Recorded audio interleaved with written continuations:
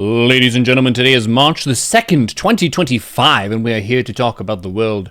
Current events, foreign policy, economics, video games, you name it, we'll talk about it in another episode of World Discussion with Agent Smith. Hello. Yo. Hey. Welcome. How are you? Doing really well, except my mouse battery is running low, and I don't know where batteries are in this building, so my mouse might crap out, and I might need a break at some point. But aside from that, I have a emergency corded mouse just in case. I actually do have that. That's a failsafe. Oh, okay. So you're good. Yeah, I'll be okay. Okay.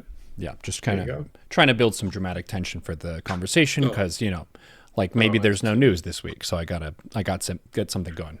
So people are on the edge of their seat. Oh, sorry. I was unaware of the theatrics. But yes, it's been a very spicy week. Just to catch you up on my video game adventures, my BG3 run is in Act 3 now. Bonk to Merkel. It was a very good fight for me, but there was one bad thing that happened that I didn't account for that I feel like I almost need to make a PSA. There's one mind flayer in the room. And my first turn, I invisibilitied over my monk Minthara to go free the angel. And then she frees the angel to start combat, which to me, hey, this is great. The mind flayer very first round uses dominate person on the angel lady, and then she smites the crap out of my monk and almost kills my monk and my fighter because of the warding bond, because I had the two rings with them connected. So that was the biggest point of damage. I basically just disarmed and blinded Merkel, so he didn't really hurt me too much, but the hecking angel lady who was fighting for the mind flayer, that was very painful. Yeah, you got to watch out for that mind control. I generally try to take him out very early, specifically for that reason. Yeah, that's how I beat him in my other honor mode fight. And I think how we fought him as well was we prioritized killing him first because he's squishier than Ketheric Thorm by a lot. Ketheric Thorm's like 21 AC or something, and the Mind Flayer's closer to 16, so he's a lot more hittable. But yeah, I fucked up, but we still got the fight. And yeah, I'm in the circus right now. And then in Dota, I just got Ancient, which is like the next bracket up of League. And there's Ancient 1, 2, 3, 4, 5, and then Divine is the next tier after that. 1, 2, 3, 4, 5, and then Immortal is the professional level, basically, or adjacent to that. So we're climbing in Dota as well. Sounds good. Yeah. Congrats. Good week for video gaming, for sure. But there... Go ahead. I was going to say, is it hard to get Ancient? Is that like a really high rank? It's pretty high. I think percentile-wise, it's, correct me if I'm wrong, chat, like 85th percentile of players. Oh, wow. So not super high, but definitely beyond the middle of the pack by quite a bit. And the main thing, the main thing that was my edge, which is the same as StarCraft, is you keep a practice journal. And when you lose a game, you take 3 notes for yourself of things that you could have done better, rather than focus on scapegoating. Most Dota players and team game players in general, yes, this is a call out. You lose a match and you look at the scapegoat and say, man, if they didn't ruin our game, we probably would have won. And you leave it at that.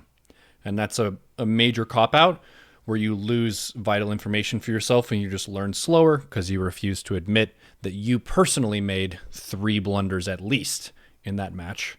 And you should write them down. Not every game, but some of the time. And I think I have about 120 matches where I've started jotting down notes at the end of each one, if it was a loss and I needed to learn something. So doing that, and then also continuing to play in matches where you fall behind. There will be games where the kill differential is 5 kills for your team and 27 for the enemy team.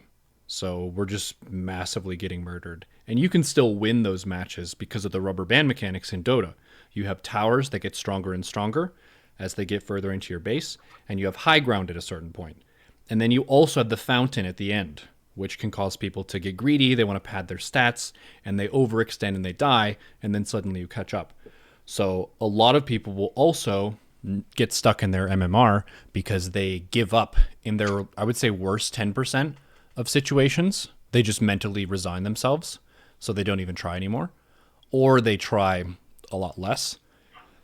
Just by continuing to try your best in those 10%, like, you can be the grain of rice that tips the scale for your team, and then you end up winning a fight that you wouldn't have if you took your foot off the gas and just played a little bit slower and less invested. So those two things: keep a journal and don't give up. Good advice.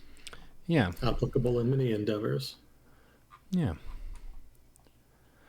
But this, to kind of get more on topic for what we normally talk about, people have been like waiting for this whole discussion, and they're like, oh man, I'm stoked for this one. And the viewership went up like 50 as soon as the hour hit while I was AFK. So Gotcha. they're hyped. I did see a very silly exchange that was so cringe that I couldn't complete the video.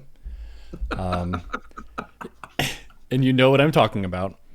Yeah. I think I probably watched a cumulative 45 seconds of it, and I just had to close it because I knew it wasn't going to go anywhere useful and it was just going to make me die inside.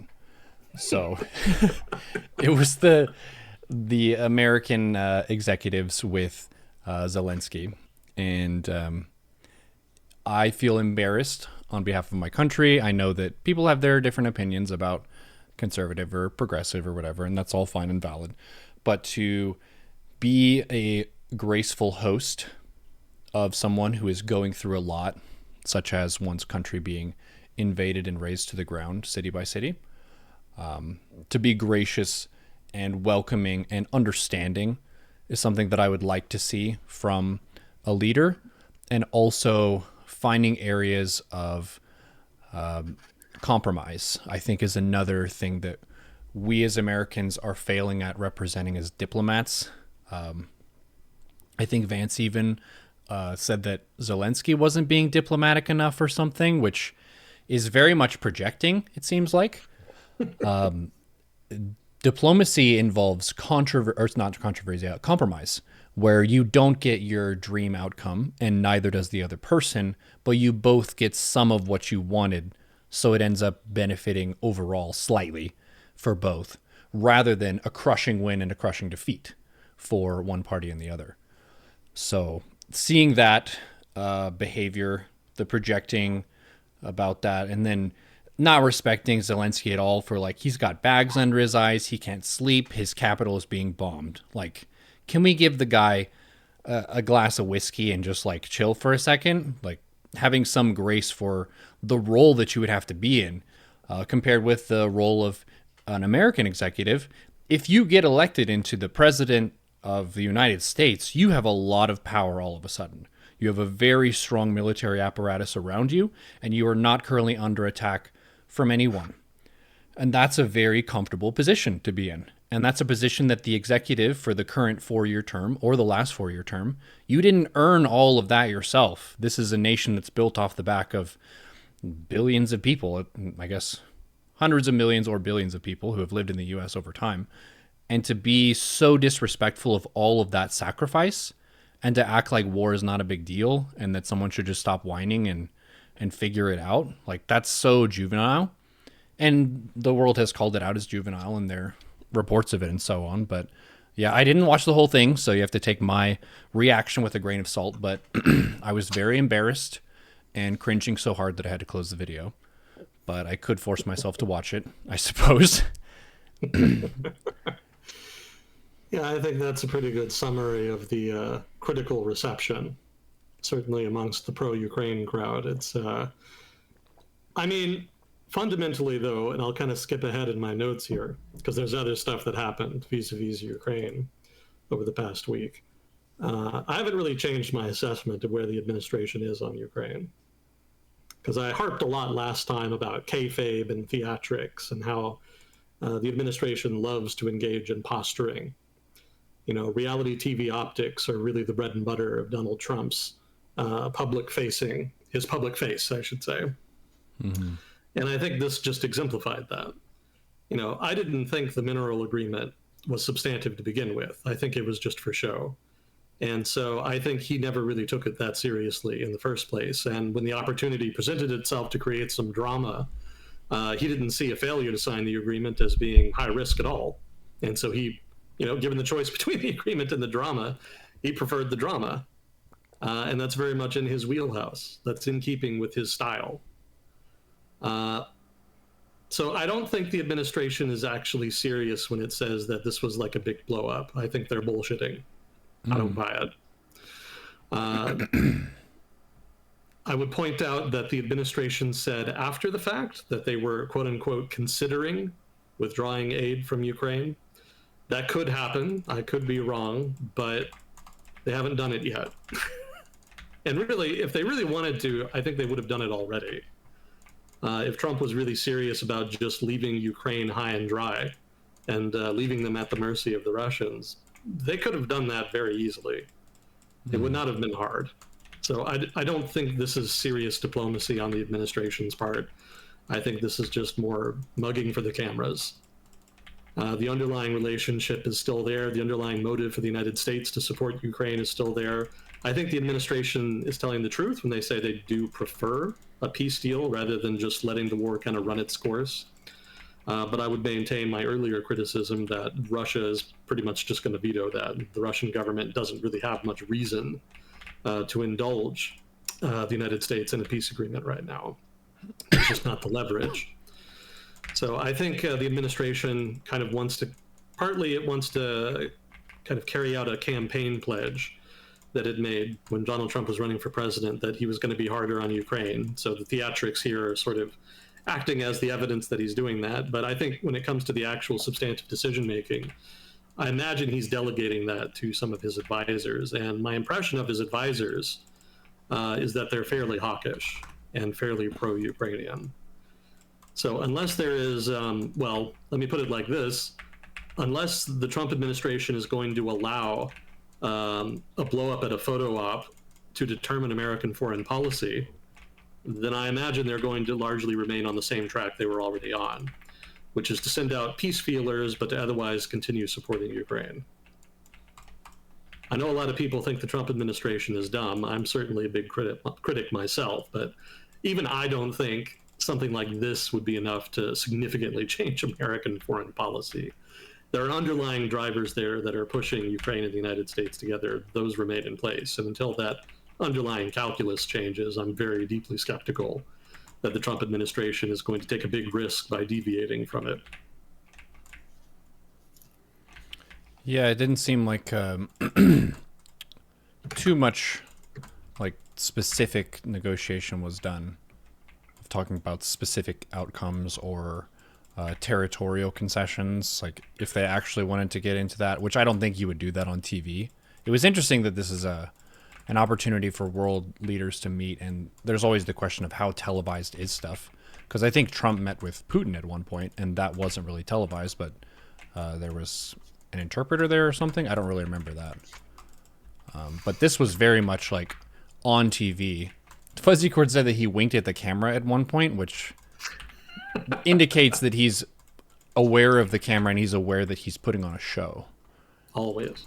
Yeah. That's always been his style of politics. And it's no different here. I mean, he literally said at the end of that particular meeting, "This will make great TV." Like, he's not subtle about it. He's relatively open. So I don't think it's serious.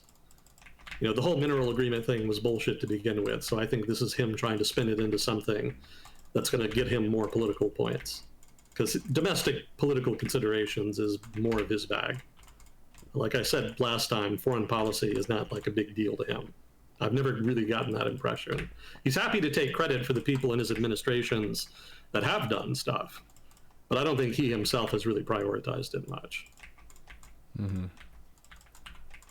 Yeah, Trump style, as far as meetings like this, deviates a little bit from the norm. No surprise, much about him deviates from the norm.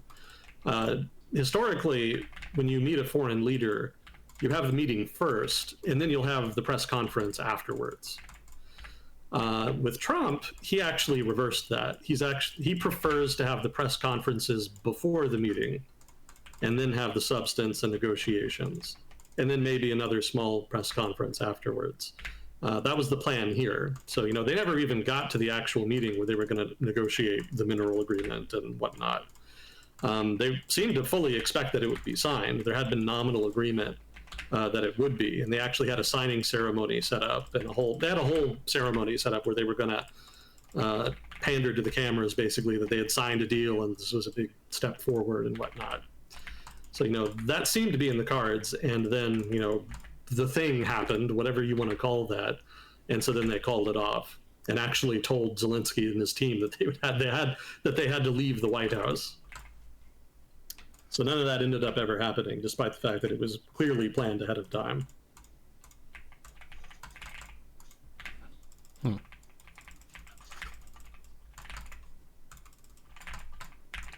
let's see, we'll get to that. Earlier in the week, before that drama, some of the big Ukraine news, Emmanuel Macron and Prime Minister Starmer of the UK met with Trump personally. Macron's meeting didn't really result in much. The only thing that people really noticed about it is that Macron corrected, quote unquote, Trump when he said Europe had loaned money to Ukraine and would get it back someday. And Macron made it clear that the money Europe had given was not in fact loan, but was mostly aid. Starmer's meeting, more substantive. Starmer was able to extract certain promises from Trump. One of the big questions was, does the new Trump administration plan on abiding by its security commitments to NATO and Europe? Donald Trump says yes. So that was a very explicit reaffirmation of the alliance. Trump did put pressure on him in turn to increase defense spending. And Starmer did make an announcement that the UK would be increasing its defense spending to 2.5% of GDP, which caused some consternation back in the UK, since the budget is pretty tightly squeezed right now. I don't know if you've been following British politics, but the new Labour government has been promising to try to balance the budget outside of infrastructure investment anyway, which they want to try to increase, regardless of if doing so increases the deficit. But other than that, excluding that, they do want to try to decrease spending. And a commitment to increase defense spending to 2.5% of GDP, that's going to be tough for them. Their budget is very tight right now, and it's not clear where they're going to get the money from. But Starmer made the promise anyway, and that was enough. He also gave Trump a letter from the Queen, or no, the King, King Charles, inviting him to come to the UK, which I thought was a little humorous because it actually was a literal letter. And Starmer took it out of his pocket, gave it to Trump, and Trump kind of looked at it and said, "Oh, okay, am I supposed to read it now?" Well, no, he's not. But he did anyway. He opened it up, read through it, and formally accepted the invitation. He is certainly unorthodox in his diplomacy in many ways. Let's see, other stuff. Trump had said, I think this is actually from a couple weeks ago, and I didn't have it in my notes last time. Trump said that a ceasefire in the war between Ukraine and Russia is weeks away. So apparently, if that's accurate, then that suggests that the American negotiating team in Saudi Arabia is trying to angle for some kind of at least short-term ceasefire as part of the peace negotiations. We'll see if anything comes of that, but it's an interesting look into the American position there.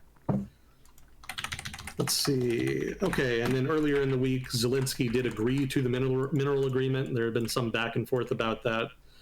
And after Zelensky just formally accepted it, not signed it, mind you, but just announced that he would sign the agreement, Trump, during a press conference, was asked if he still thought, Zelensky is a dictator, because he had said that before. And Trump's response was, quote, "Did I say that? I can't believe I said that. Next question." Wow. That was definitely the highlight, but there's a little more. Quote, "We want to work with him, President Zelensky, and we will work with him. I think the president and I actually had a very good relationship. It maybe got a little bit testy because we wanted to have a little bit of what the European nations had. He's referring there to the aforementioned falsehood that Europe lent money rather than gave money to Ukraine. So that kind of illustrates the transactional nature of the administration and his preferred approach to handling these things. 1 minute he'll say you're a dictator, and then if you give him what he wants, then suddenly you're fine. No big deal. So just yet another example of why I am very insistent that the administration, and especially Donald Trump himself, when it comes to foreign policy, mostly relies on cheap talk, and why you should not really be taking everything they say super seriously. I think we had a comment on on the YouTube video saying that even if it's a cheap talk, it's still it's very aggravating basically to have Trump say threaten to invade and annex your country. I imagine the poster was Canadian. Granted, right, I don't begrudge anybody for being upset at the things Trump says, but keep in mind the things Trump says are designed to be outrageous.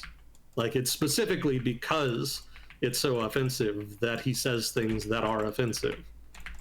So yes, do your due diligence, prepare for the American invasion, what have you, but just keep in mind in the back of your head, he's fucking with you. He's fucking with everybody. That's just the style that he prefers.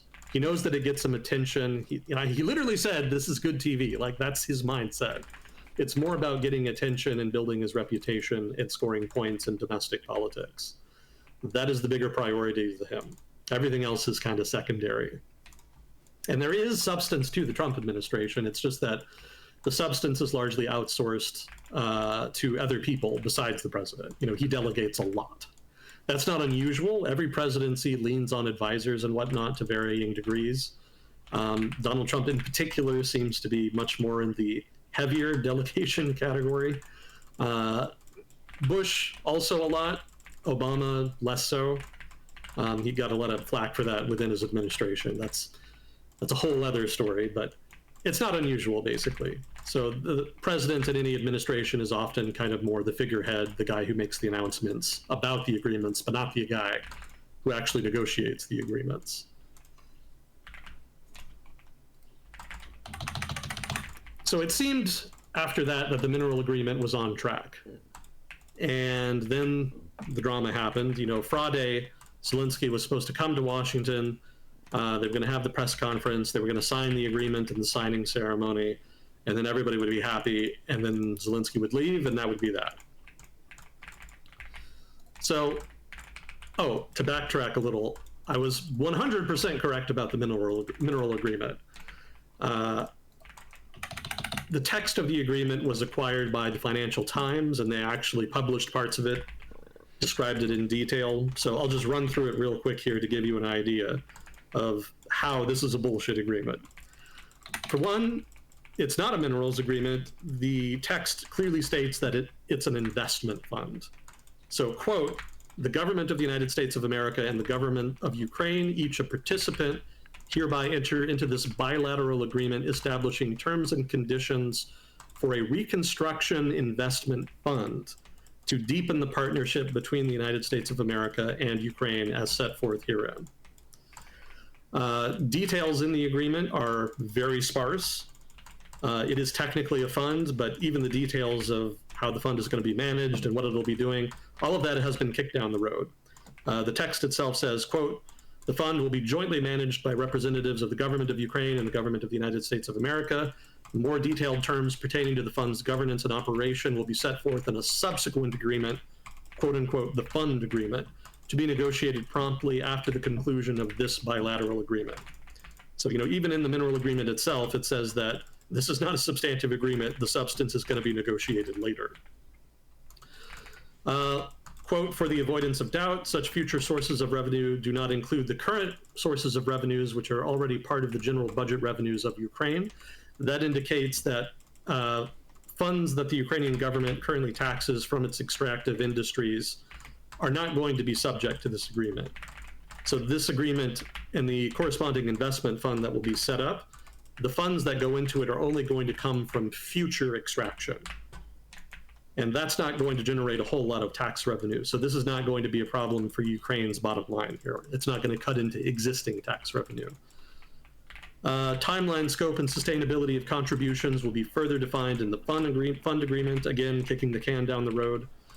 Contributions made to the fund will be reinvested at least annually in Ukraine to promote the safety, security, and prosperity of Ukraine, to be further defined in the fund agreement.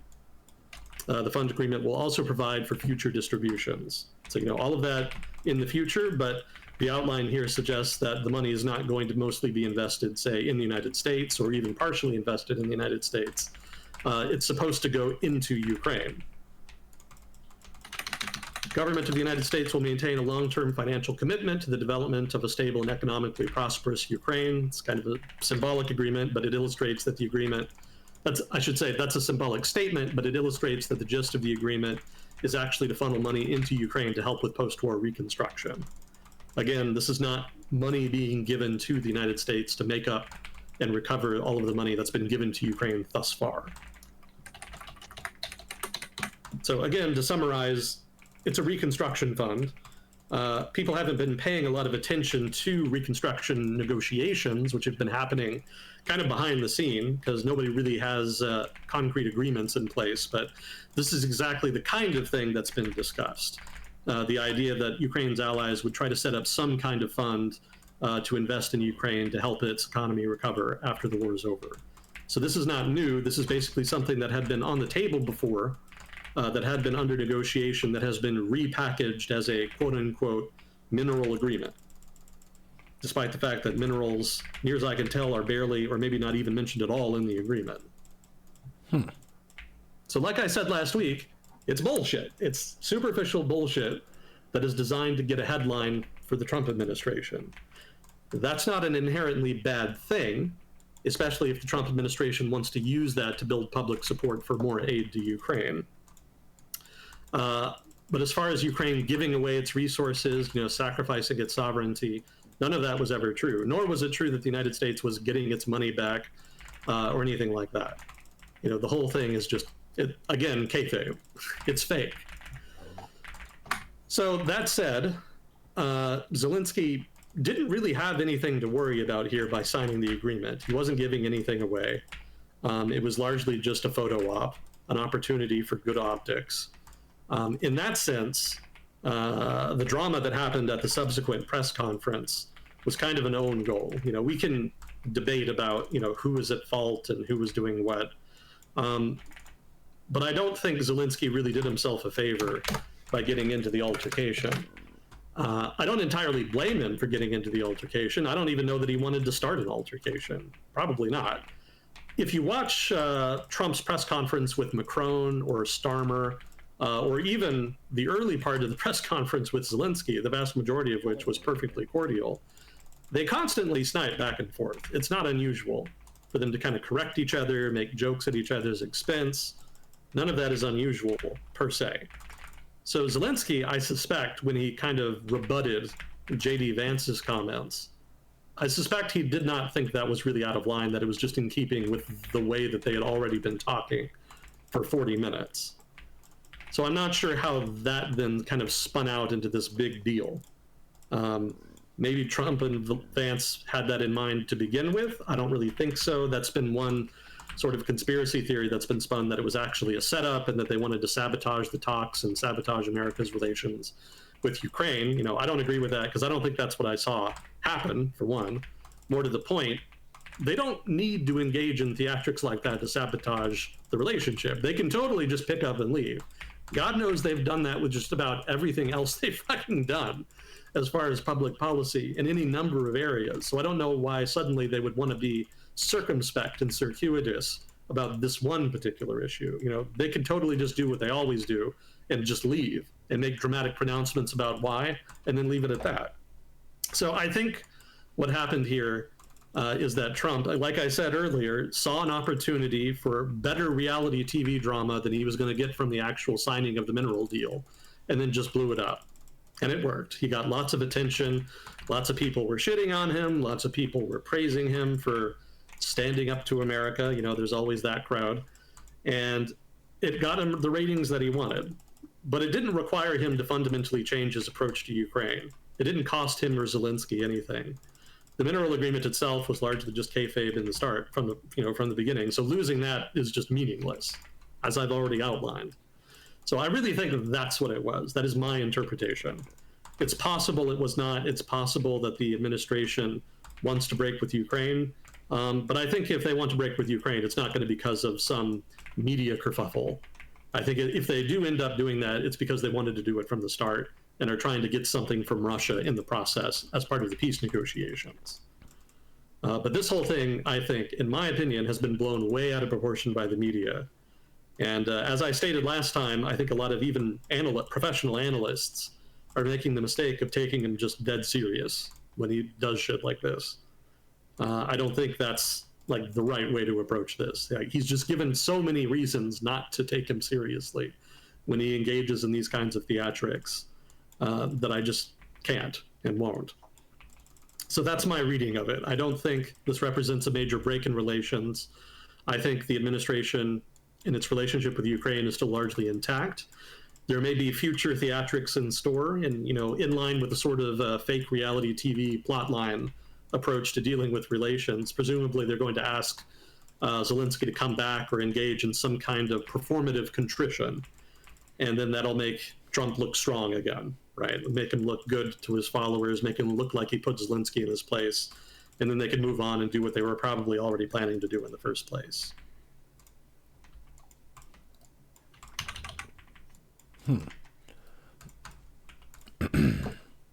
Oh, further evidence to back me up here. So Lindsey Graham, an American senator who is fairly pro-Ukraine, apparently met with Zelensky before the meeting and told him, quote, "Do not take the bait," during the meeting. He told him specifically that Donald Trump and Vance were going to say shit to him that was going to try to instigate him. And Lindsey Graham warned him, don't get involved with it. Just let it go, sign the agreement, and get out. So I think Zelensky may have been trying to do that, but I also think that he couldn't really resist the temptation to kind of harp back at Vance when he said that, it was something specific about peace negotiations, right? It had to do with diplomacy. He said that diplomacy was how they were going to end the war. And of course, Zelensky knows that Russia has not honored any of the agreements that it signed vis-a-vis Ukraine over the past 20 years. And so harped back at him. And again, like I said earlier, I think he did not think that that was out of keeping with how they'd already been talking with each other the whole time. I think he was probably surprised how hard Vance and Trump pushed back on that.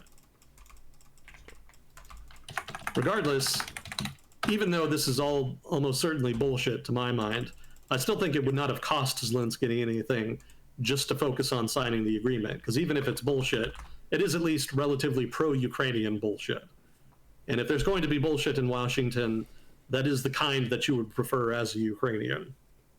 So I don't entirely think Zelensky played his cards great here. But again, I don't even think he necessarily stepped into this on purpose. So I kind of give him the benefit of the doubt on that. But if he did do it on purpose, then I think that would be an error. There's no reason not to get a relatively meaningless but favorable agreement signed with an administration that has a reputation for being critical of Ukraine. Let's see. Yeah, great television. Yeah, blah, blah, blah. So I think that's pretty much the gist of it. I think, this is a side note. So I wonder if J.D. Vance maybe didn't try to actually help Zelensky out a little bit. Because at one point when he was whining at him, he said that, it was not respectful to negotiate in front of the cameras. And I think maybe that was a hint from him. That they shouldn't really be getting into matters of substance in front of the media, that this was not really meant to be substantive and to be taken seriously, and that he should save that for the negotiation behind closed doors. So I don't know, though, because like a lot of people in chat, too, are thinking that this makes Zelensky look good and it makes Europe like want to back him up. So he ends up getting more support from people closer to him than he would have gotten if he didn't take the bait and get into a silly altercation. So the silly altercation, in a sense, makes him look good to a lot of people who he wants to look good with. Mm-hmm. Even though it didn't really go well, and maybe he felt disrespected and he was disrespected, and it was an altercation where it doesn't feel good that you have quote enemies or people who are not nice to you, but at the same time, if they're being performative, but then people have genuine sympathy and support of Zelensky and Ukraine, then that still ended up being a win for him in a silly WWE kind of way. It's a fair point, but I think it's giving the administration too much credit. I really don't think they planned that out at all. Oh, I'm not saying they did. I'm just saying it's an unintended consequence of an unintended consequence. Okay, I can agree with that. Yeah.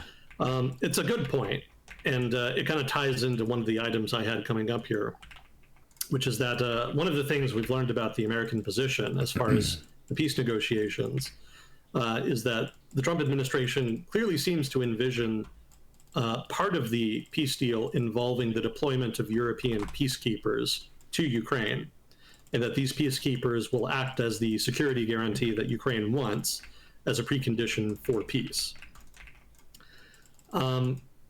That's totally valid, by the way. It's a European issue, so it makes sense that Europeans should take the lead on that. The United States is not going to take it more seriously or risk more to achieve peace in Ukraine than Europeans themselves are, because it is fundamentally their problem. One of the reasons the Obama administration didn't react as harshly as they probably should have in 2014 is because European nations themselves did not really wig out in the same way in 2014 that they did in 2022. So Europe should be taking more of a lead here. That's a fair assessment. I think the Europeans are also correct that there's going to have to be some U.S. involvement. It may not be the main form of involvement, but I don't think the United States is going to be able to completely step out of this. But the reason I bring this up, basically, is that it could be that part of the alienation of Zelensky here on the part of the Trump administration could be, hypothetically, designed to kind of underline that they want Europe to take more of a lead here. And you have, like you say, kind of seen some of that. Zelensky met with European leaders after the meeting. He was called by European leaders, and they all kind of, gave him emotional support, basically telling them that, he is, they do support him, they do continue to back him, et cetera, that they're going to continue to do so. I think the UK announced some new military aid to Ukraine, that kind of thing. Lots of signaling, basically. Again, I don't think the Trump administration is really serious about completely breaking with it, but I do think they are serious that they want to pressure Europe into doing that. So the other thing I wanted to bring up in this regard is that one of the issues with the idea of Europeans being deployed as peacekeepers to Ukraine is that European militaries are not really in a great state right now. A lot of them are very underfunded, don't have a lot of experience. And the polities of Europe are, in general, not entirely supportive of big increases in defense spending. And there's actually a fair amount of opposition to the deployment of troops to Ukraine. So all of that undermines the credibility of any would-be peacekeeping mission in terms of its ability to deter future Russian aggression. If the Russians see that any peacekeepers deployed are not well equipped enough to significantly stop a Russian attack, and if they see that the public in Europe, certainly in the countries that would contribute troops to the peacekeeping mission, do not want that peacekeeping mission there, would not support an escalation in hostilities if they occurred, then they're not going to be deterred. That's not going to be enough. If they want to invade at that point, they're going to do it. Or if they don't, it won't be because of the peacekeeping mission. So there is a credibility problem there. And the United States has already said that it's not going to deploy troops to Ukraine, and I think that's probably true and would be true regardless of administration. So how do we square the circle here? This is a problem for the West. They have to figure out how to deal with this. And one of the things I was thinking of is that it's possible, especially given how hard the Trump administration has been going lately, it's within the realm of possibility that a cohort of European nations could deploy troops to actually fight in Ukraine in the short term. And that sounds outlandish, but bear with me. This does solve the credibility problem. Because if you're not willing to fight in Ukraine now, why would you be later? What's going to be different if the Russians just invade again in a few years? So if you can send them now, you establish that credibility. Two, you can do this in a way that avoids significant escalation with Russia, which is what most of the people in West are more worried about. You can do it by having the deployment rather, be very small at first, but then promise to escalate it the longer Moscow goes without agreeing to a peace deal. So you can make it clear that it's not going to be a big difference maker on the battlefield for the first month or two, but that after that it's going to keep scaling up and keep making more of a difference until maybe they're able to turn the tide and maybe Ukraine can even seize back some territory. Certainly it'll be bad for Russian troops on the ground regardless. On the other hand, you could say that there's a principal agent problem of a kind wherein, Ukraine, principal agent problem isn't the right one. Sorry. Well, the issue is that Ukraine could take that commitment and say, hey, if we have Western troops fighting with us, why not just fight until we get all of our territory back? I'm sure there are pro-Ukrainian people in the West that would support that, but the reality is that public support in the West is not there. So in order to try to discourage the Ukrainians from trying to potentially sabotage a peace agreement to keep the war going, which is a concern among many people in the West, you could condition the deployment on Ukraine agreeing to a peace deal if and when it is successfully negotiated with Russia, so long as all of their main needs are met, security guarantees, etc.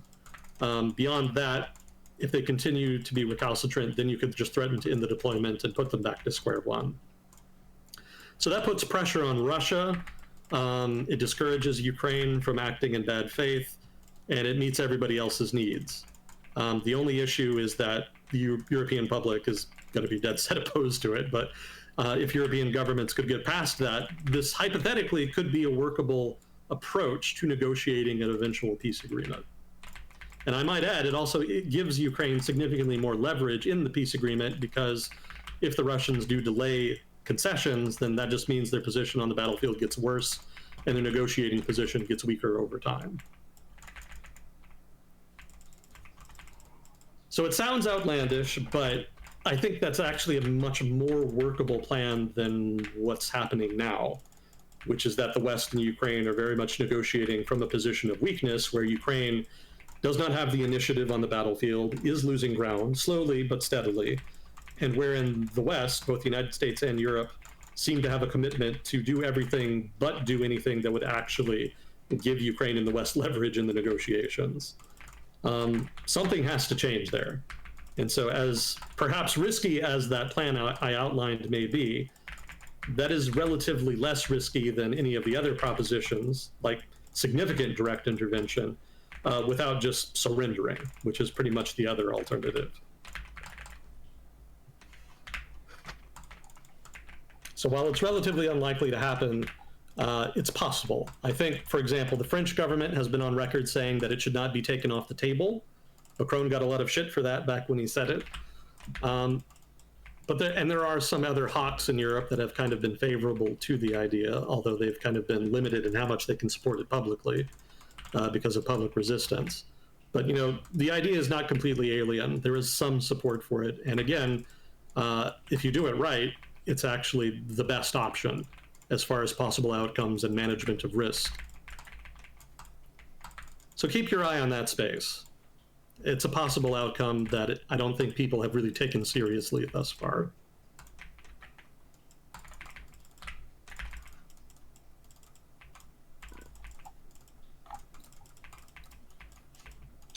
So that was the Ukraine drama this past week. Pretty spicy. Yeah. If you enjoy theatrics, it's definitely been a very entertaining week.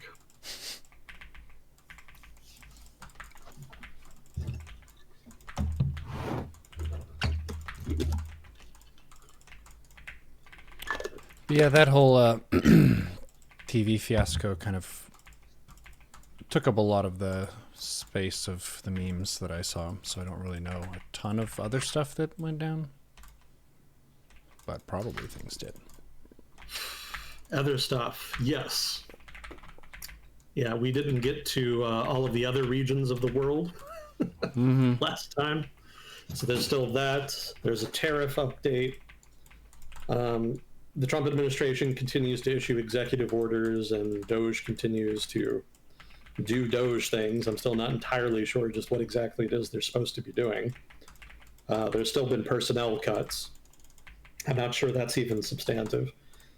The libertarian critique that I've heard of the personnel cuts and the Doge activity and whatnot is that, if they are making substantive cuts, then great. But if the cuts are not being met with reductions in government responsibility, then they're not actually helping. They're actually making things worse. You know, if the government still has a responsibility to oversee or regulate this, that, or the other area of the economy, and they're making cuts to the government's ability to do that, then they're not really saving money. They're actually just slowing things down in the economy. They're making it harder to get permits. They're making it take longer for the government to do reviews and delay approval of projects. It can't just be cutting personnel. Like, if you want to do real reform, you have to kind of go beyond that. So that's the libertarian concern. I don't think we have enough evidence necessarily one way or the other right now to make a judgment, because it's still very early. It's still the first month or so, if you can believe that.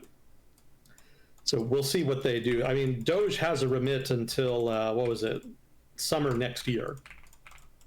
It's going to be like a year and a half in which they have to do stuff, and then summer next year they're supposed to disband. So they've still got plenty of time to go through and implement or recommend, technically, major reforms to match the cuts that they're making. But it remains to be seen if that's actually in the cards. I'm still of the mind that it's all just a big performance, that the cuts are performative. I suspect a lot of them will be undone later. A lot of people will be hired back. Some people have already been hired back that were previously fired. Generally, those were in areas where they should not have been fired in the first place. The Department of Energy has an office that's responsible for overseeing the security of nuclear weapons. A lot of people there were fired, and then the agency came back and said, actually, we probably do need those people. Please come back. So there have been examples of that, but I think there's going to be more of that even for the non-essential people in the future. I suspect. This is me speculating. Because again, I don't think these are substantive cuts that are going to be met with real reforms. But we'll see. We'll see where it goes. It's still early. Well, sticking with foreign policy, which is more our bread and butter, and I'll throw out the usual disclaimer before I forget. I'm not an expert in everything I talk about on here. I have more of a background in economics and foreign policy. So if I ever say anything wrong, stupid, or biased, please let me know. If I'm wrong, I want to know more than anybody. So participation by chat is encouraged in that regard. I don't read chat while we do this because I can't walk and chew bubblegum at the same time, but we do appreciate the feedback. We do learn things, and we do like being corrected. And we also enjoy watching people fight in chat. Yep. Thanks for keeping it spicy, chat. More at sometimes than others, depending on the nature of the argument. Some of the debates are very enlightening and insightful. Some of them much less so. I prefer the insightful ones. Let's see. So, do you want to do the tariff update first, or do you just want to get into the regions? Sure. What's the tariff update? What is the tariff update? Okay. So for one, a little more evidence for something I asserted last time, which is that the tariffs are mostly performative. Again, performative bullshit is going to be one of the major themes here, as I've said before. Markets themselves have not been pricing tariffs in. So like stock markets, bond markets, etc. They have not really been influenced by a lot of the talk about tariffs. They were earlier, but since then they've moderated pretty considerably. So at this point, the consensus among traders is that the tariff threats are not really substantive, and that they are more of a quote-unquote negotiating tool. So I'm not alone here in thinking that the administration is not being entirely genuine and serious. Traders also are of that mind. So let's see, reciprocal tariffs. The administration was ostensibly upset that some countries have tariffs on certain items that are higher than the corresponding tariffs in the United States are. So they've complained about that and pledged basically to go through and raise American tariffs to reciprocate so that they are, even, basically. So one of the countries that was singled out when the reciprocal tariffs plan was first announced was Vietnam. And the reason, though not stated, was that Vietnam is a major re-exporter. Basically, the United States hiked tariffs on China in the first Trump administration, and has also done so again in the first month and change of the second administration. And the result of that has been that a lot of Chinese producers have either sent their goods to third-party countries so that they can be sold on to the United States without being subject to the tariffs on China, or they've actually gone so far as to build whole factories in other countries so that they can sell directly to the United States, circumventing the tariffs. This is a common thing. It's been one of the main reasons that exports from Southeast Asia to the United States have skyrocketed over the past 10 years. So people have been aware of that. People who both support and oppose, Trump's approach to just tariffing China. But the administration, both the Trump administration and the Biden administration, never really plugged that hole.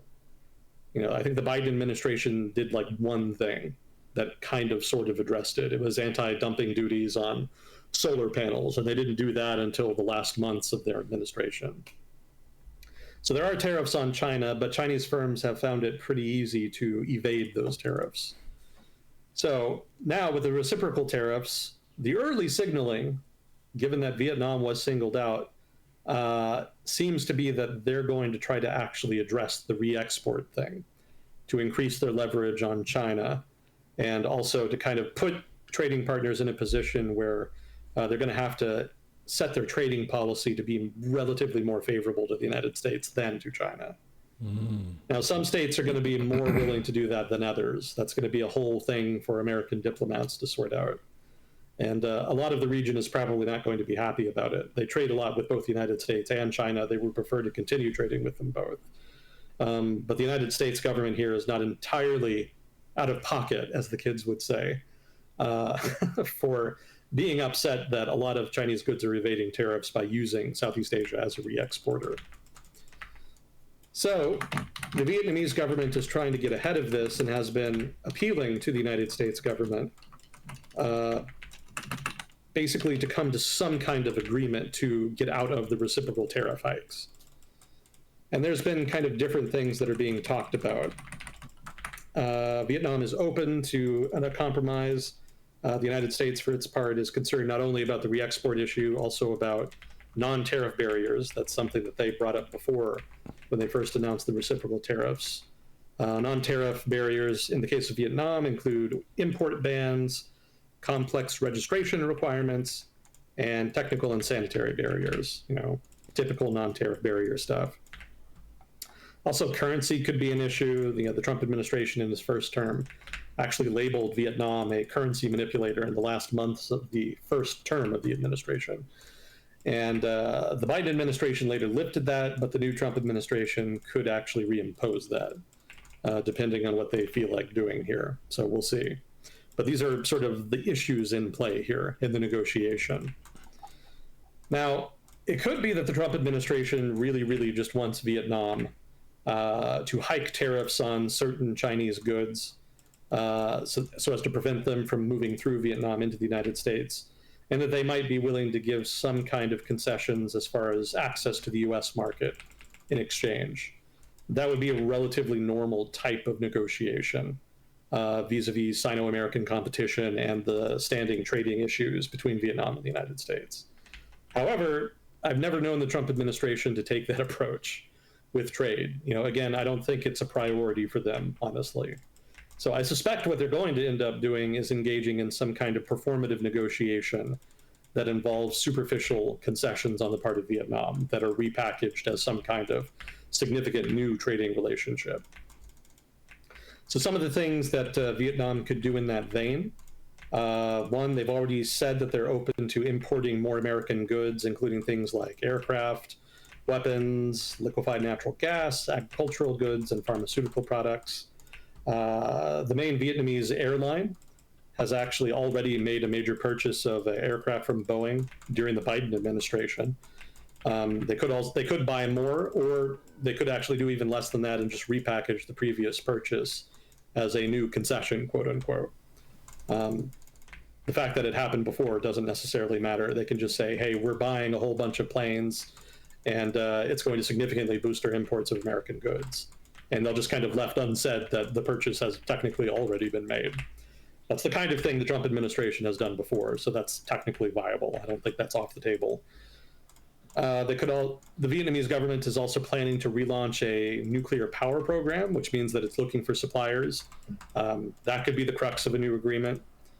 They're open to, I already said they're open to importing farm products from the United States. That's probably not going to mean that much. Farm products are not really high value. And given how high the trade deficit is with Vietnam, it's barely going to make a scratch, even if they significantly buy more. But they could make a big performance of promising to buy more. The Chinese did that during the Phase 1 trade negotiations back in 2019, 2020. So that could be an approach that they take. Let's see, some things that Vietnam has technically already done. There are some countries that have kind of preemptively given concessions to the Trump administration as a way to kind of show good faith and exhibit that they want to negotiate about this issue. So one of them here is that they imposed anti-dumping duties on Chinese steel products. The United States put 25% tariffs on steel already. They did that, a little while ago. And that's on top of anti-dumping duties that I think the Biden administration already put in place. So Vietnam's steel industry was kind of already feeling the heat. So this is a way of kind of establishing that, they're willing to play ball with the United States if they're willing to give them something. Keep in mind, this is not like a permanent imposition of anti-dumping duties on Chinese steel products coming into Vietnam. It is temporary, so that leaves in question whether or not they'll actually continue it. So that's sort of the offer that they're making implicitly there. It could also be that they were planning on doing it anyway. Vietnam does have its own steel industry, and the Vietnamese government may prefer to protect that steel industry from Chinese competition with tariffs, so that more of the exports of steel going into the United States actually are made in Vietnam, rather than just coming through Vietnam via China. One thing, which is, another clear example of conflict of interest, they have promised to expedite the licensing of Starlink. The Prime Minister of Vietnam said he wanted to rapidly issue a license for Elon Musk's Starlink so we could provide the service in the country under a quote-unquote pilot scheme. So that's not something that they were already planning to do. That represents a pretty sudden shift in their stance, because Vietnam, before that announcement anyway, had been pretty insistent about local ownership of satellite internet providers. Or if you are a foreigner, you have to engage in some kind of, partnership, a joint company, basically, with a local operator. Let's see, they've also talked about defense. Vietnam has been negotiating to purchase C-130s for a while now. It's kind of a long-running negotiation. So they could kind of reframe that as some kind of concession. As far as immigration, Vietnam has issued travel documents to Vietnamese nationals detained in the United States for repatriation, which probably is something that they were already doing, but it is technically helpful, quote unquote, as far as the Trump administration's immigration priority, which of course is to deport large numbers of people. So they could reframe that as a concession. Oh, and also, it was noted in the article I read about this, the Trump administration has agreed to develop a $1.5 billion golf course in Vietnam. Wow. Make of that what you will. That's likely another conflict of interest, but depending on how conspiratorial you are in terms of how you perceive the Trump administration and its conflicts of interest, that could be part of the negotiation with Vietnam. Question, is it a conflict of interest if he's not conflicted about it? Maybe he just really wants to invest in golf courses. Specifically my golf courses. I'm not conflicted about this at all. Yeah, I guess that's a fair point. It's not a conflict of interest from Mr. Trump's perspective. So let's see, that's where we are with reciprocal tariffs. Vietnam coming under particular attention there, and that being the case, I suspect that probably is the main gist of it. They may go after other countries over time, eventually, but I suspect the re-export market is the main target, given what I've read thus far. So probably the rest of Southeast Asia is going to come under similar pressure in the near future. So, other tariffs. Canada-Mexico tariffs were threatened in January. Superficial concessions were made, and so the tariffs were delayed, quote unquote, for a month. Well, it's been a month, and the new deadline is March 4th, this coming Tuesday. So the question is, what happens now? Is the administration going to demand some kind of major changes here from Mexico and Canada, or are we going to see more superficial bullshit? Not entirely clear. We're going to have to kind of wait and see. However, there have been statements from officials within the administration saying that they would like Mexico and Canada to implement the same new tariffs that the United States has recently imposed on China. So if you recall, the United States imposed 10% tariffs on China in January, and then I think February. They imposed 10% tariffs on China early, mid-February, and then another 10% on top of that in the past week, I believe. That's coming up a little later. So right now, the United States has put an additional 20% tariffs on China in addition to what they had done earlier during the first Trump administration and during the Biden administration.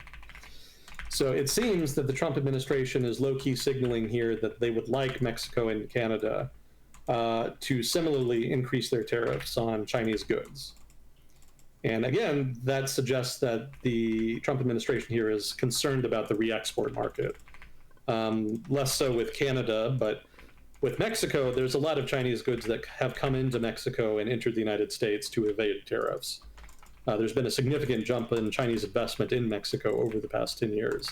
And while that isn't the only reason for that investment, to a degree, they are actually just investing in Mexico to sell stuff in Mexico. A good chunk of it has also entered the U.S. market, which Mexico has favorable access to on account of the USMCA, which is the agreement that replaced NAFTA. So whether or not Mexico and Canada are willing to do this is kind of up in the air right now. I don't think it's that big a deal for Mexico. Mexico has already kind of been taking steps over the past 6 months to inhibit the flow of Chinese goods into Mexico. Partly that's because they're trying to get ahead of pressure from what they thought might be an incoming Trump administration and now is a presently existing Trump administration regarding re-exports of Chinese goods through Mexico. So, they had already started taxing more cheap Chinese goods that came into the country. They had a similar de minimis setup that the United States had, where goods under a certain value, I should say packages coming into Mexico under a certain value, did not have to go through normal customs procedures and were basically untaxed. So obviously, if Mexico had continued to allow that, while the United States did not, Chinese firms would still be able to get into the U.S. by way of Mexico. So Mexican government recognized that, changed their de minimis rules, so that's no longer an issue. They've also recently done some other things. They're weighing trade measures to crack down on low-cost shipments. And they had earlier slapped tariff, the de minimis thing that I mentioned. So, they've been trying to be proactive about this and trying to show that they're willing to negotiate with the United States on the issue. So I suspect that if the Trump administration asks them to hike tariffs by some amount on Chinese goods, the Mexican government may well be willing to play ball on that. The Canadian government, on the other hand, has not really sent the same signals, and so I'm not really sure where they're at. It could be that they're resentful of that. The mood in Canada in general is pretty hostile. They have not appreciated the rhetoric coming out of Trump's White House. But in the end, they may find some kind of middle ground. They may agree to increase tariffs later, or they may just lie and repackage some existing barriers to trade with China as some kind of new concession. That also is possible. I'm kind of curious to see where it goes. But I think if the Trump administration is able to successfully get Mexico and Canada to do this, they would actually be scoring a win. The concessions they got in February, I keep saying January. The concessions the Trump administration got in February were bullshit. It was just performative. That was just more mugging for the cameras. But the idea that Mexico and Canada could act as a vector for Chinese tariff invasion, that's not a new issue. That's kind of a long-running issue that propped up during the first Trump administration and then existed through the Biden administration. The Biden administration did not crack down on it because they preferred to kind of take a more cooperative approach. For one, they wanted a cooperative approach with Canada and Mexico, but more to the point, they wanted a cooperative approach with China. They preferred to negotiate with China and focus on inhibiting trade in very particular areas of the economy. Generally high-tech stuff, quantum computing, artificial intelligence, key strategic new technologies, as well as a few less advanced technologies that are relevant to military applications. That was more their approach. The Trump administration, in contrast, is interested in doing that too, but they're also interested in a more broad set of barriers, I should say, that affect broader swaths of the economy. It's not just the high-tech stuff with military applications they're concerned about. It's also low-value goods, just anything and everything, basically, from their perspective. That gives them more pressure with China, and maybe hypothetically it could lead to more jobs in the United States. I don't think that's true, and I don't think even the Trump administration actually believes that. I think they just say that they believe it for political reasons, but regardless, pretending to believe it does give them some leverage. And so that's kind of what they've gone with. So the Biden administration didn't go after re-exporters because they didn't really matter that much. Most of the stuff coming through the re-exporting countries was, stuff from Temu and Shein, low value stuff. It was steel, generally really low quality, low value manufactured goods of one kind or another, stuff like that. Stuff that was relatively small ball compared to, again, artificial intelligence, quantum computing, semiconductors, another one. The Trump administration has taken a more serious approach to that. So I think that explains why they're focusing more on re-export markets. So you saw that with Vietnam earlier, and now you're seeing it with Mexico and Canada. So if they can get that, that would be a tangible win. This isn't just something that Trump made up and pulled out of his ass on the fly, like the mineral agreement with Ukraine. This actually is a substantive thing that national security experts have been debating for a while. And while there are different schools of thought on it, some people say it's not really worth the effort and it's not worth alienating allies. Other people have been of the mind that actually this is not a bad approach. So credit to the Trump administration if they can actually do this. This is basically normal Republican foreign policy, but with a lot of stupid shit painted on top of it, as is the tradition with the Trump administration.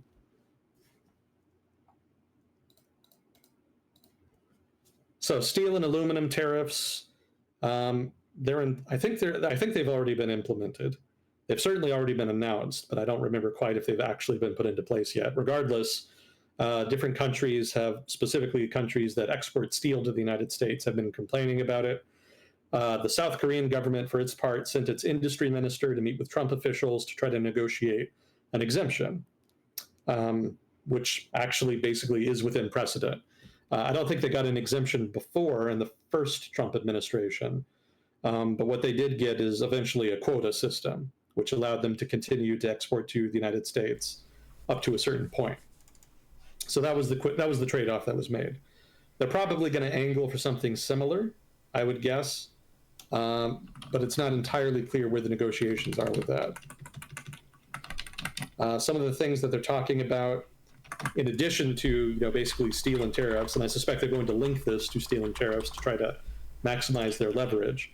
They're talking about defense cooperation in the shipbuilding sector, and they're also discussing quote-unquote partnerships in strategic industries, including shipbuilding, but also other advanced industries. For those maybe not familiar with recent discussions in the defense community and the defense analyst space, shipbuilding capacity has come up a lot recently. The United States has some residual shipbuilding capacity, but it used to have way, way more. It used to be one of the leading shipbuilders in the world. But over time, shipyards in the United States have lost market share, not only in the United States, but all over the world, to international producers that are able to produce much more cheaply, efficiently, and profitably. Now, this isn't just a problem for the commercial sector, right? For commercial shipping.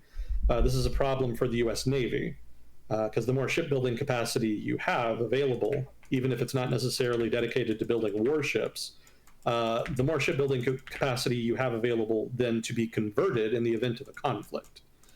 So, right now we don't have that much, but if we had more commercial shipbuilding capacity, if there were an emergency, we could convert that to the production of warships, and we would be able to have a significantly higher potential capacity to produce warships than we have right now.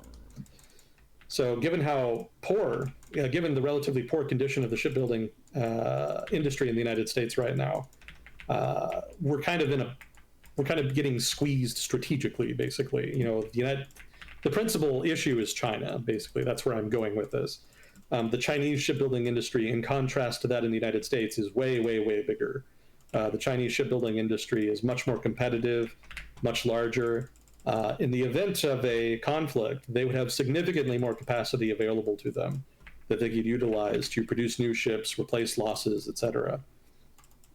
So that represents a problem for the US Navy, which wants to be in a stronger position in that regard. And there's been a lot of discussions about trying to invest in American shipbuilding capacity to get it on a more even keel with China. Now, that's one perspective. The other perspective is that it's not going to happen. You really just, the disparity between Chinese and American shipbuilding is just so vast that it's not viable in the short to medium term to get anywhere near close enough to where the United States needs to really substantively address this problem. Investing in shipyards is going to take a long time. If you dropped a bunch of money right now, it would still take like 5 to 10 years to build up the new capacity. So, the time horizon you're looking at is not favorable. So what alternative perspectives propose is that it would actually be better if the United States changed its rules so that it's easier to buy ships from foreign shipyards. Because right now, famously, the United States military has to buy most of its stuff from American producers. There's a little bit of room to maneuver there as far as how the rules are written. Rules of origin, for example, allow for a certain percentage of the stuff that's bought to be made overseas. So not everything the United States military buys is wholly made in America. A lot of the parts are actually bought from abroad, preferably from allied nations, but there have been scandals over the past 5 years wherein it was found that some of the stuff they were buying actually had parts from China, which obviously represents a problem as far as the security of the supply chain. So the rules are in place to try to encourage as much self-sufficiency in defense production as possible, with room to allow for shortages and other things that you just can't buy in the United States. So what these people who are critical of the idea of that we could just completely revamp and restore the American shipbuilding industry say is that we could go to allied nations that already have a lot of shipbuilding capacity and just try to buy more from them. So in the event of an emergency, then they would have more scale. And well, more accurately, the United States would have access to that increased capacity in order to try to make up for the disparity between Chinese and American shipyards. Japan and South Korea, I think, are the main countries that these analysts have in mind, because Japan and South Korea have pretty immense shipbuilding capacity right now of their own. It's still not nearly as much as China has, but it's way more than what the United States has available right now. And so this is part of a kind of a broader conversation about integrating the defense industrial bases of the United States with those of its allies in order to take advantage of efficiencies of scale, cooperation, shared budget costs, etc. So in that sense, the shipyard issue is kind of one of the subsets of that. So what to get back to the steel and aluminum tariffs. So what the South Korean government here is saying when it says that it's willing to cooperate on the shipbuilding issue, they're saying that if you go easy on us with the steel and aluminum tariffs, then we'll work more closely with you on this issue. Because this issue, the shipbuilding issue, that is to say, has been negotiated for years and years now. It's not really a new issue per se. It's just getting a lot more attention over the past 5 years. And the South Korean government has signaled that it wants to do stuff, but maybe there's more that they could do, or more that they could do faster, or probably the more likely probability is that they want to repackage stuff that they were already going to do as a concession to the Trump administration, so that the Trump administration can pretend that they got a win. A recurring pattern. So I think that's what's being negotiated here: shipbuilding, steel and aluminum tariffs, and maybe cooperation on some other high-tech stuff that both governments were already interested in doing. So that's where we are with steel and aluminum tariffs, or at least that's the latest news. It's probably the case that other governments have also talked to the United States about this. That is to say, steel and aluminum tariffs, but over the course of my reading in the past week, I didn't come across them. Doesn't mean they don't exist, but I don't have any notes on them to report, at least as of yet. Okay, European Union. So Donald Trump announced that he's planning to hit goods made in the EU with tariffs of 25%. I don't think that's really new. He had already said that he wanted to tariff them. The only thing really new here is the specific amount, 25%. I thought it was interesting. There are two things that I found interesting here. One, there's a guy who is the spokesman for the Federation of German Wholesale Foreign Trade and Services. He says that the tariffs would be a problem. They would obviously have a negative economic impact on Germany's economy. But he also pointed out that a lot of Germany's exports to the United States, quote unquote exports, let me rephrase that. A lot of the cars that German car producers sell in the United States are actually produced in the American market, and so would not be affected by the tariffs. So the tariffs would affect, broad swaths of German-American trade. But one of the biggest items is the automotive trade. And that would not necessarily be all that much impacted. I think there are things like kits that German automakers send over to the United States to be assembled. Hypothetically, those could be tariffed, and that could be a problem as far as German automakers' bottom line. But they could get an exemption for that, or it may not even just matter.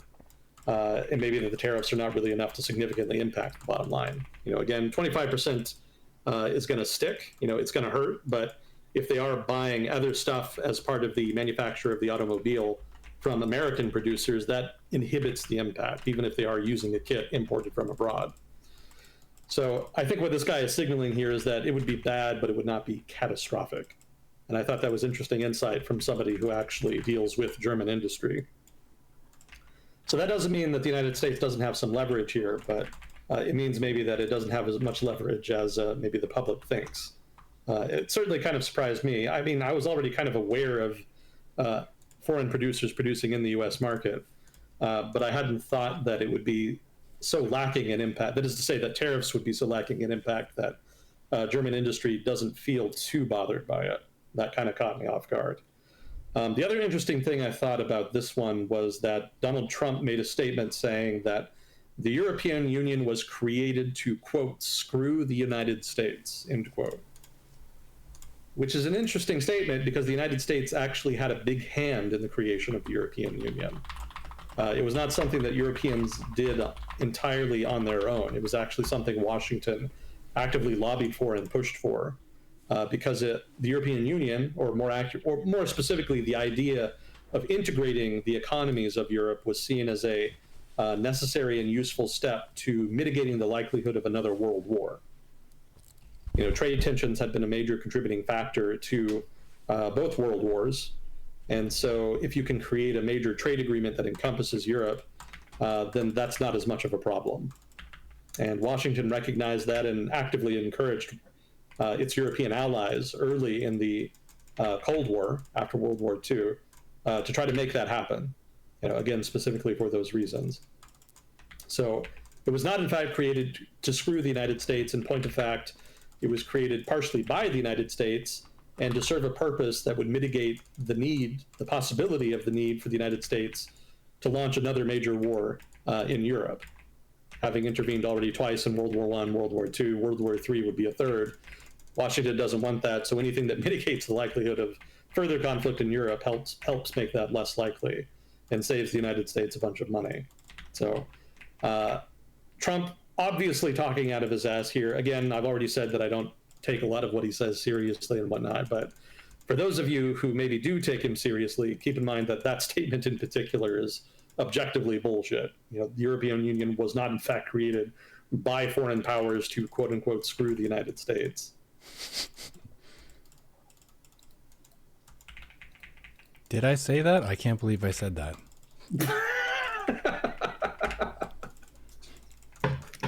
He may come around on it later. We'll see.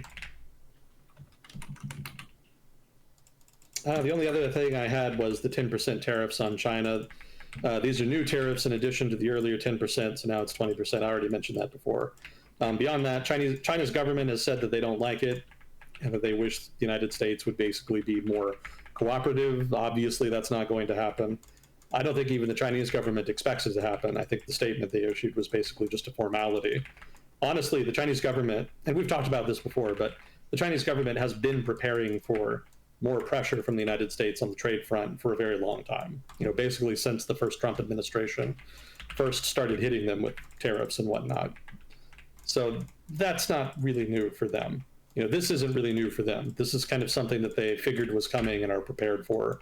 And I think that's part of the reason that they're not really flipping out, like, say, America's allies are, since they were kind of hoping they would not be subject to this kind of pressure. But the PRC is like, yeah, that sounds like something America would do, and they just kind of shrug it off.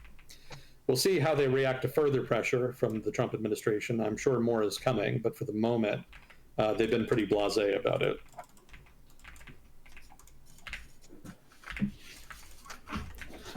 So that's your tariff update. Thank you.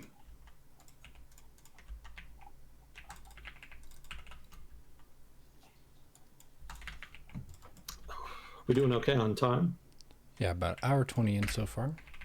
Gotcha. Time really flies. Yeah. No kidding.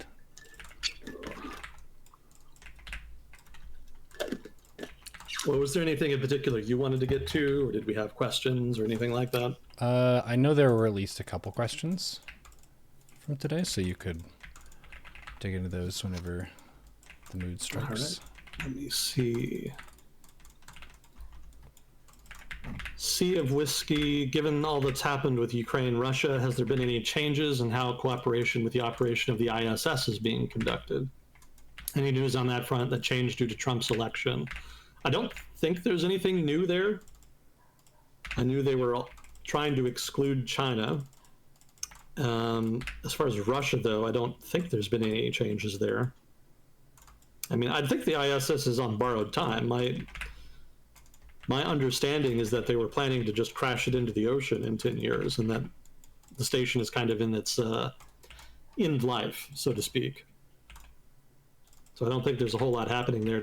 I did not think that there was a whole lot happening there to begin with. And China actually has its own space station that it's been working on. I forget how far advanced it is, but that's definitely been in the cards for a while. I remember when the war in Ukraine first started, there were some Russian astronauts in, I think it was the ISS, who were kind of hanging out with some of the Western astronauts, and they basically just didn't talk about it. Their focus was very much on the work. They are scientists. They're not really raw nationalists, or at least most of them are not. So they're pretty professional in that regard. But yeah, I don't have any update. I don't think the Trump administration has changed their approach to it. They may not even really be aware of it. That's very much probably a peripheral issue of interest to the Trump administration. They have much bigger fish to fry. Let's see. Was the first Trump administration a net gain for the United States economically? That's a big picture question.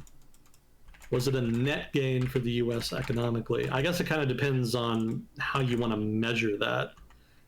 Because if you just want to look at how the economy performed at the beginning of the first Trump administration and then compare how it was doing at the end of it, you could say that on the whole, it was pretty positive up until the pandemic.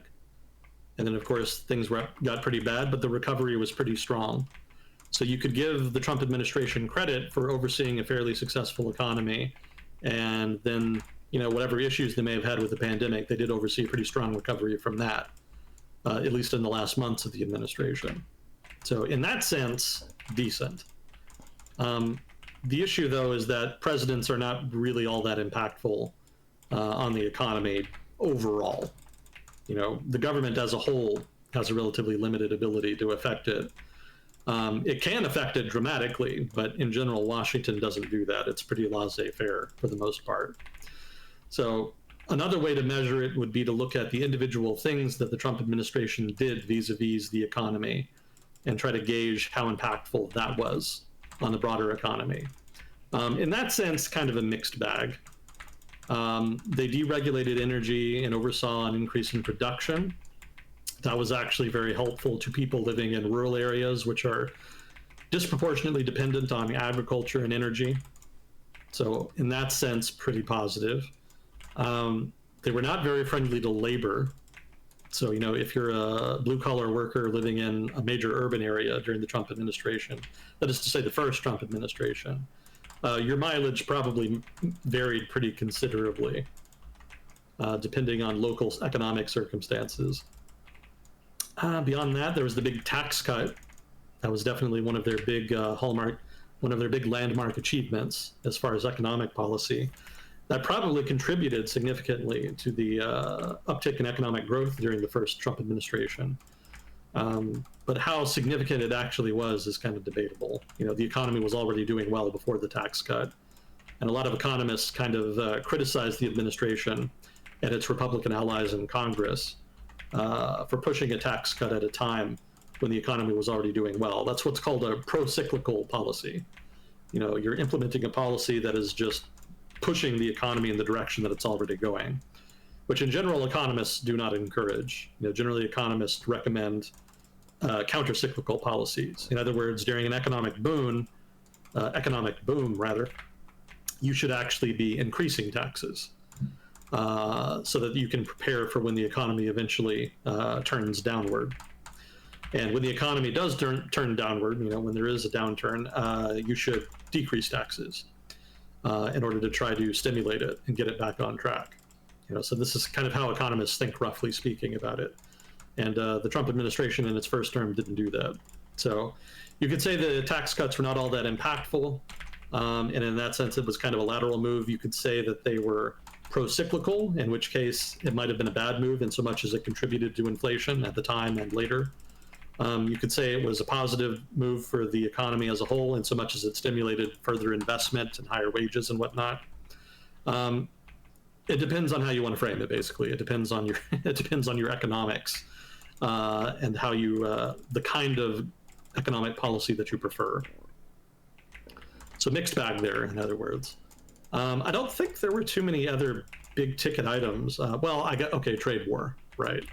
The trade war was the other big economic thing they did in the first term. That overall was not that impactful. Most of the costs, I think, were absorbed. Well, as far as the trade war with China anyway, most of the costs of the increased tariffs was absorbed by Chinese producers. Some of them were passed on to consumers, but I don't remember them being significant, or at least not significant enough to influence inflation. So the trade war was, in my opinion, vastly overhyped, at least the way it was practiced over the course of the first Trump administration. In the end, it didn't really amount to a whole lot, although it was certainly disruptive for Chinese producers and their American customers. In that sense, I don't think that made a big impact. So overall, was it a net gain for the United States? More so for people in rural areas, since the changes made as far as taxes and regulations were more favorable to them. But as far as the broader part of the population in urban areas, some improvement, probably mostly a lateral move, and a lot of the improvement that was had was largely on trend, was basically just already going to happen regardless. I sort of see economic development as a game of dominoes, where there's already, like you said, a trajectory that's happening that has its origin maybe 30 years in the past, and we're kind of looking at the sequence of events and how all of that's changing. And the president is one dude with 4 years of time, maybe 8 years if you get 2 tries at it. But that amount of influence that you have versus the overall economy machine of the United States, like, that's a much larger entity. But policies do affect stuff, so it's a totally fair question. It's just one that we tend to give more responsibility for the state of economy to the executive branch than they actually have power to control. Yeah, if you look at how the U.S. economy has performed since the financial crisis in 2008, it's pretty much performed as you would expect from an economy that experienced a major financial crisis. A long, slow period of recovery, followed by regression to mean, I should say. So that's more or less what's happened. And the Obama administration, the Trump administrations, and the Biden administration, all of them had some impact on economic performance, but by and large, it has remained on trend. It's not really experienced significant changes from trend on account of these administrations. Yeah, market events have definitely been the more important factor there. The slow recovery while the financial sector kind of deleveraged after the financial crisis, the pandemic, stuff like that has been much more important overall as far as determining broader macro trends. Let's see. Given the U.S. contribution to Ukraine is just $100, circa $100 billion over 3 years, shouldn't it be well within the EU's ability to replace that deal with Trump's chaos? For context, the maligned USAID budget is $80 billion a year. Yes, Europe's collective economic heft is very large. It should be well within their wheelhouse. But keep in mind, a lot of the aid that's gone to Ukraine has been in the form of equipment. That's been, it was equipment that was given a dollar value and was recorded as such. So, it looks like money on paper, but in practice, in actuality, it was just stuff, tangible stuff sitting in American inventories. There has been some actual financial aid sent over. The United States is helping pay the bills for bureaucrats in the Ukrainian government, for example, and other such things. But by and large, I think most of the aid has actually been tangible stuff that has been sent over. And that stuff is not stuff that Europe can necessarily replicate. They could produce equivalent money value. They could give 100 billion euros, but they would not necessarily be able to transform that money into the kinds of equipment and weapons that the United States has been sending. So, for example, to my knowledge, there's no European equivalent of HIMARS, the whatever you want to call it, the missile launch system that the United States sent over. I think the other big thing is ammunition. That's something that both Europe and the United States has been struggling with. We did not have a lot of capacity to produce ammunition available when the war started, and we've been feverishly increasing our capacity since then, which is something that I think is going to continue regardless of what the Trump administration does vis-a-vis Ukraine. There was a crying need to invest in the defense industrial base even before the war. Subsequent investment justified by the war in that sense is something that was already being lobbied for, but that there just wasn't enough public consensus to justify.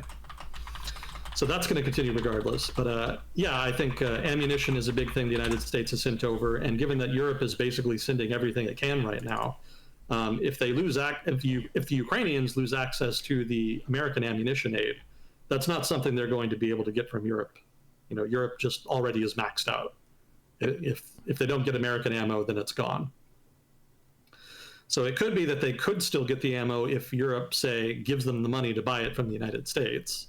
I'm sure Washington would appreciate that, but I don't know in that case if Europe would be willing to play ball on that. European voters are famously reluctant to increase defense spending. Buying American ammo, though, that's more feasible than replacing HIMARS. But we'll see if the Europeans are willing to do that. But ammo, I guess that's slightly replaceable in so much as you could just buy it directly instead of getting it as aid. But HIMARS and other stuff like that, I don't know. I don't know if the United States would be willing to just sell that to Europe so they could pass it on to Ukraine or not. That's an open question. Let's see. What are your thoughts on the economic outlook for the next 5 years? Primarily the implication of governmental spending cuts, tariffs, and potential impending credit expansion in the form of lower interest rates.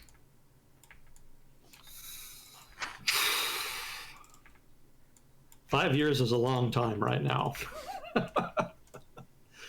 Yeah, the main thing that I read about markets right now is that they're weighed down by uncertainty. And that uncertainty makes it very, very difficult to project even into the medium term, let alone the long term. So I really have no idea, and I think having no idea is the main sentiment in actual markets right now. Nobody really knows what to expect. In general, the U.S. economy is still doing okay. There are some leading indicators that it is shifting downwards, that it is getting a little bit worse. But that's still very mild right now. Overall employment is still pretty high. Output is still relatively high. The negative signals are things like consumer sentiment. and slightly higher applications for unemployment benefits. That does suggest that there could be problems in the future, but it's not clear when that future is going to get here. And I would point out that it was expected in 2019 and then also again in 2022, 2023 that there was going to be a recession. And well, I guess in the case of 19, it actually did happen. But in the case of 22 and 23, the recession never happened.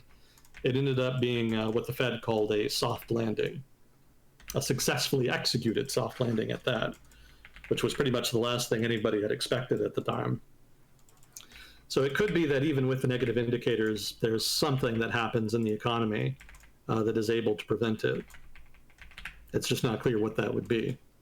So, the government is downsizing, it seems. Whether or not that actually sticks is an open question. But, hypothetically, if that does happen and is sustained, that would be that would represent downward pressure on the economy. There has been a slowdown in investment on account of uncertainty.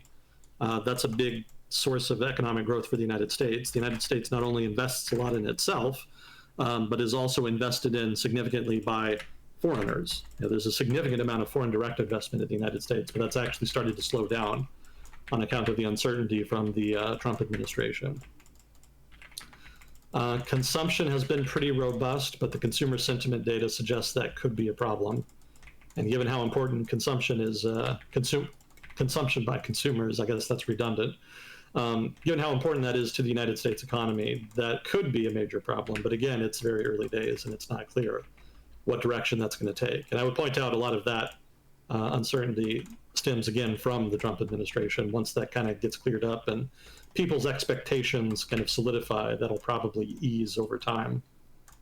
Exports also suffering from uncertainty, but I don't think they've declined significantly. At least not to my knowledge. Maybe there's data to the contrary. But yeah, overall, things seem to be going okay. I would expect there will be continued growth, but you have to add that significant asterisk that nobody really knows what the fuck to expect at this point, and that everything could blow up, depending on how much drama there is in Washington. Outside of Washington, if you exclude politics and just look at the private sector itself, a lot of growth in the stock market, for example, still stems from things like basically artificial intelligence. There's still a lot of emphasis on that right now economically. That's kind of hoovering up a lot of investment dollars. Whether or not that's justified, debatable. There are proponents and critics of the AI boom that we're in right now, but that seems to continue unabated. The tech industry, besides AI, is still fairly healthy. Manufacturing is doing okay, last time I checked. I think inflation data is still doing okay.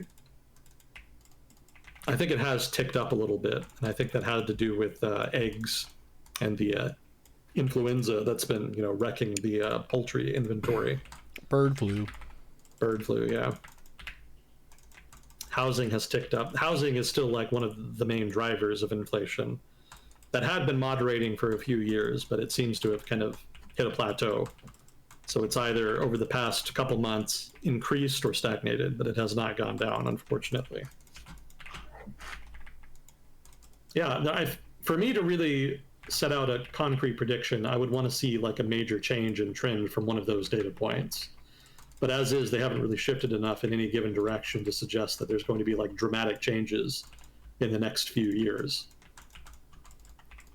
In all likelihood, there will be, but it's going to be some random bullshit. It's going to be some externality that people weren't paying attention to. So I don't really have a good answer on that count.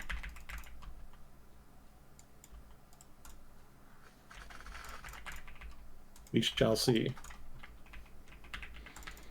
Time will tell.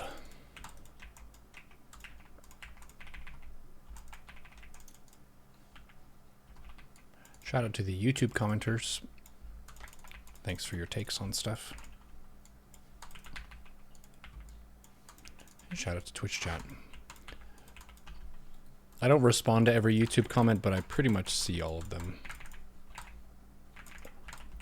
I'm not perfect about checking them. YouTube Studio is a really nice app for tracking all that.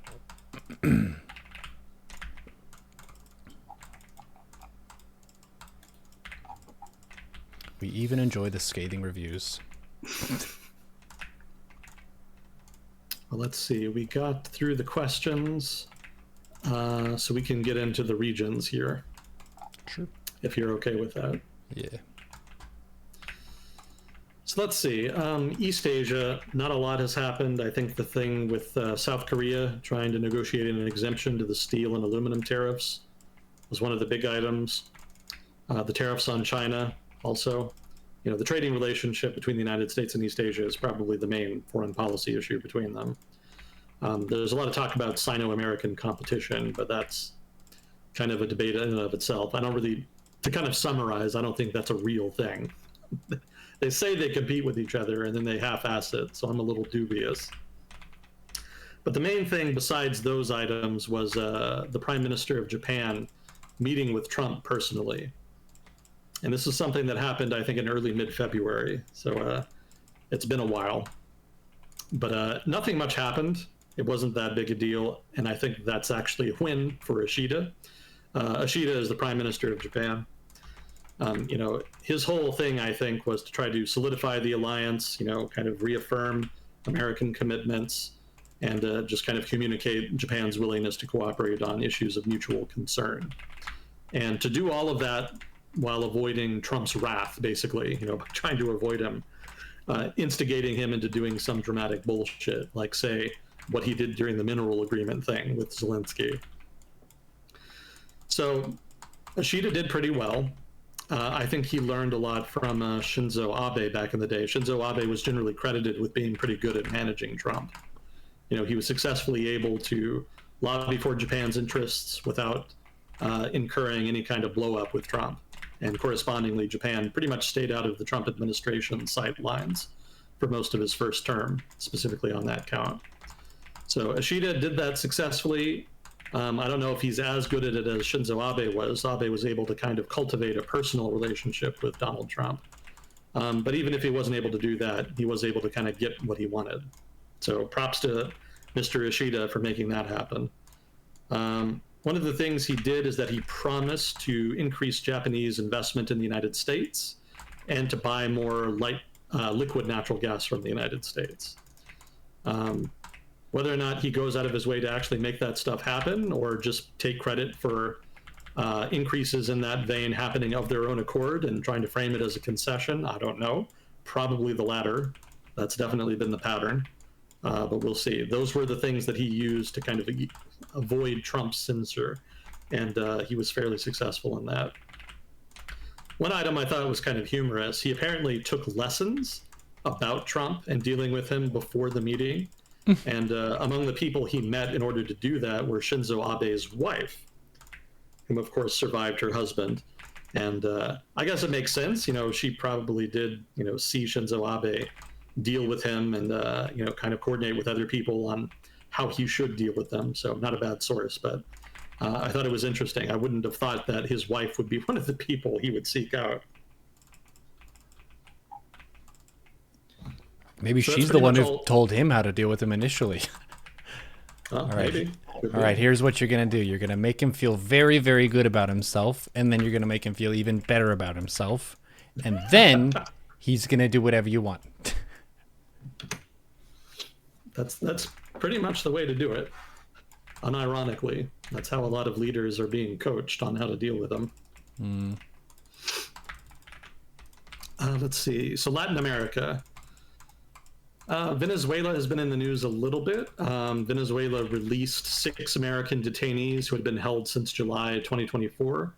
They had originally been arrested over protests against the government regarding the 2024 election in Venezuela. I don't think these were American citizen. I don't know how to put this. They were dual citizens, I believe. They were people who had citizenship in both the United States and Venezuela.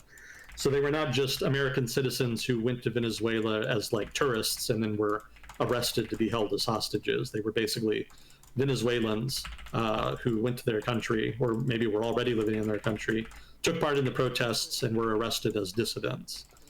So the United States government jumped in and had been negotiating for their release since they were American citizens. The Biden administration tried it.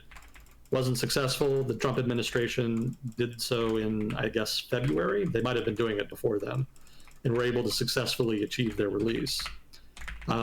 Nothing I read about it indicated any kind of quid pro quo, which is unusual. I suspect that there was one, but it hasn't been released yet, just what that would have involved. So who's to say? Maybe the Venezuelan government just released it to try to signal to the Trump administration some good faith and willingness to negotiate on common issues. But given how hostile the Trump administration has been in the past to the Venezuelan government, I'm a little skeptical of that. I suspect something was traded. I just don't know what it is yet. The other thing that happened with regard to Venezuela is that the oil company Chevron had its license to operate in Venezuela revoked by the Trump administration. They got their license back in the Biden administration, and I think that was part of a deal between the Biden administration and the Venezuelan government that was designed to increase oil supplies in the United States.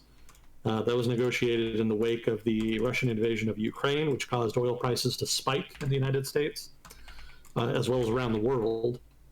And so to try to ease that pressure, the Biden administration engaged with the Venezuelan government and came to some kind of agreement that would allow the resumption of some oil exports from Venezuela to the United States. So Chevron benefited from that. The Trump administration obviously disagrees with that kind of agreement and has revoked their license to operate. So the Venezuelan government's state-owned oil company, which owns all of the oil production facilities in Venezuela and is responsible for exports of oil, can no longer cooperate with Chevron on that. Why they've done that, not clear. I don't think the Trump administration has made any statements yet as to why they did it. It could be that they're setting up for some kind of quid pro quo, or maybe they just want to generally pressure Venezuela and try to get them to give concessions as far as democratic reform, which is something that the Trump administration kind of came after them for in the first Trump administration, in his first term. One of the things that the Trump administration did in the first term was really go after them. I don't remember what specifically the instigator was. Basically, they backed a guy in the opposition who claimed that he was the legitimate president. That had to do with a bunch of politics regarding a constitutional assembly and Venezuela's actual Congress. Basically, the assembly was called to circumvent Congress, and the guy that headed the actual Congress declared himself the legitimate government, and the United States backed him, and it went nowhere. The whole thing just kind of failed. So one of the things I've read recently is that Donald Trump doesn't really trust Venezuela's opposition to actually basically substantively challenge the existing authority. And for that reason, the new second-term Trump administration may not be as hawkish towards Venezuela on that count. So the hawks in the administration on Venezuela may be curtailed this time. And it could be that, for example, the detainee deal that Trump's administration was able to extract was kind of part and parcel of that. That may be signaling on their part that they're willing to go less hard on the government in Venezuela, so long as they're willing to kind of play ball.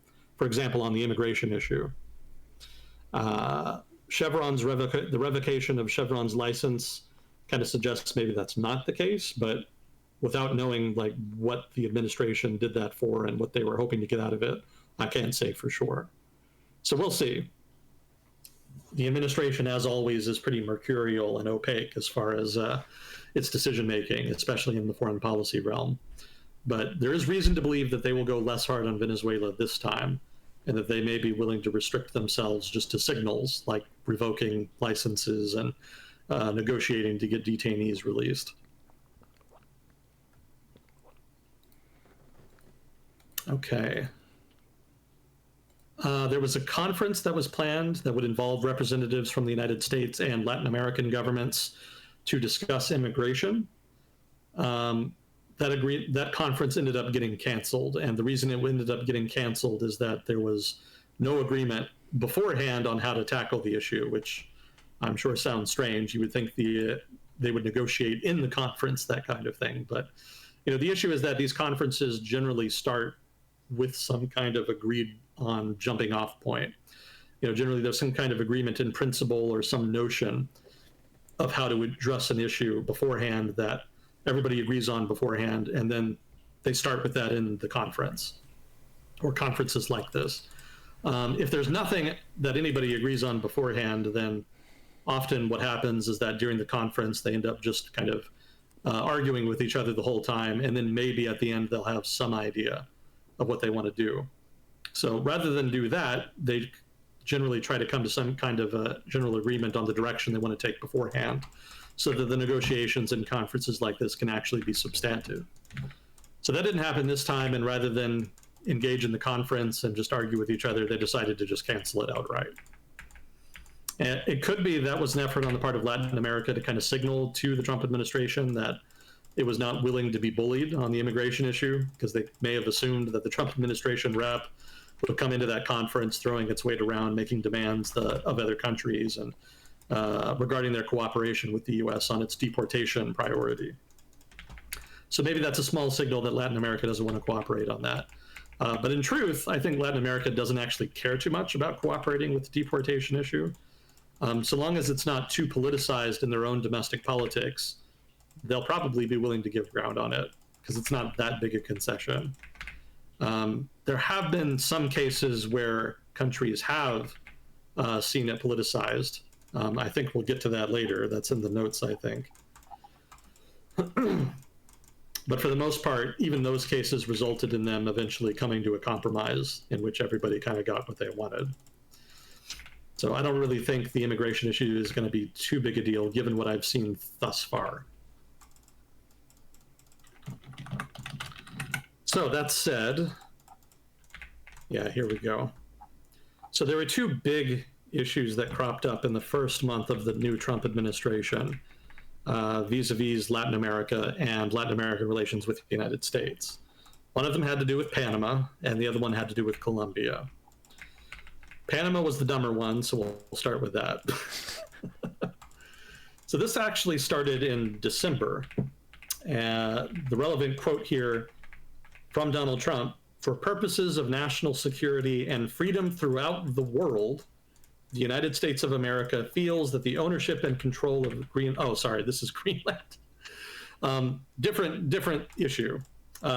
Basically, the Trump team, and I think Trump himself in December, announced that they wanted to reacquire, if you like, the Panama Canal Zone that had been technically American territory under an agreement that had been signed with Panama way back in the early 20th century. The United States, I think we talked about this kind of when it was discussed before, the United States came to an agreement in the 70s by which they agreed to hand it back, and did so in the 1990s. So Panama has taken on some investment money from China, several billions of dollars, and a lot of it has gone into the development of Panamanian ports. That has some people in the United States a little bit upset, because they say that those ports could hypothetically host naval vessels from the Chinese Navy.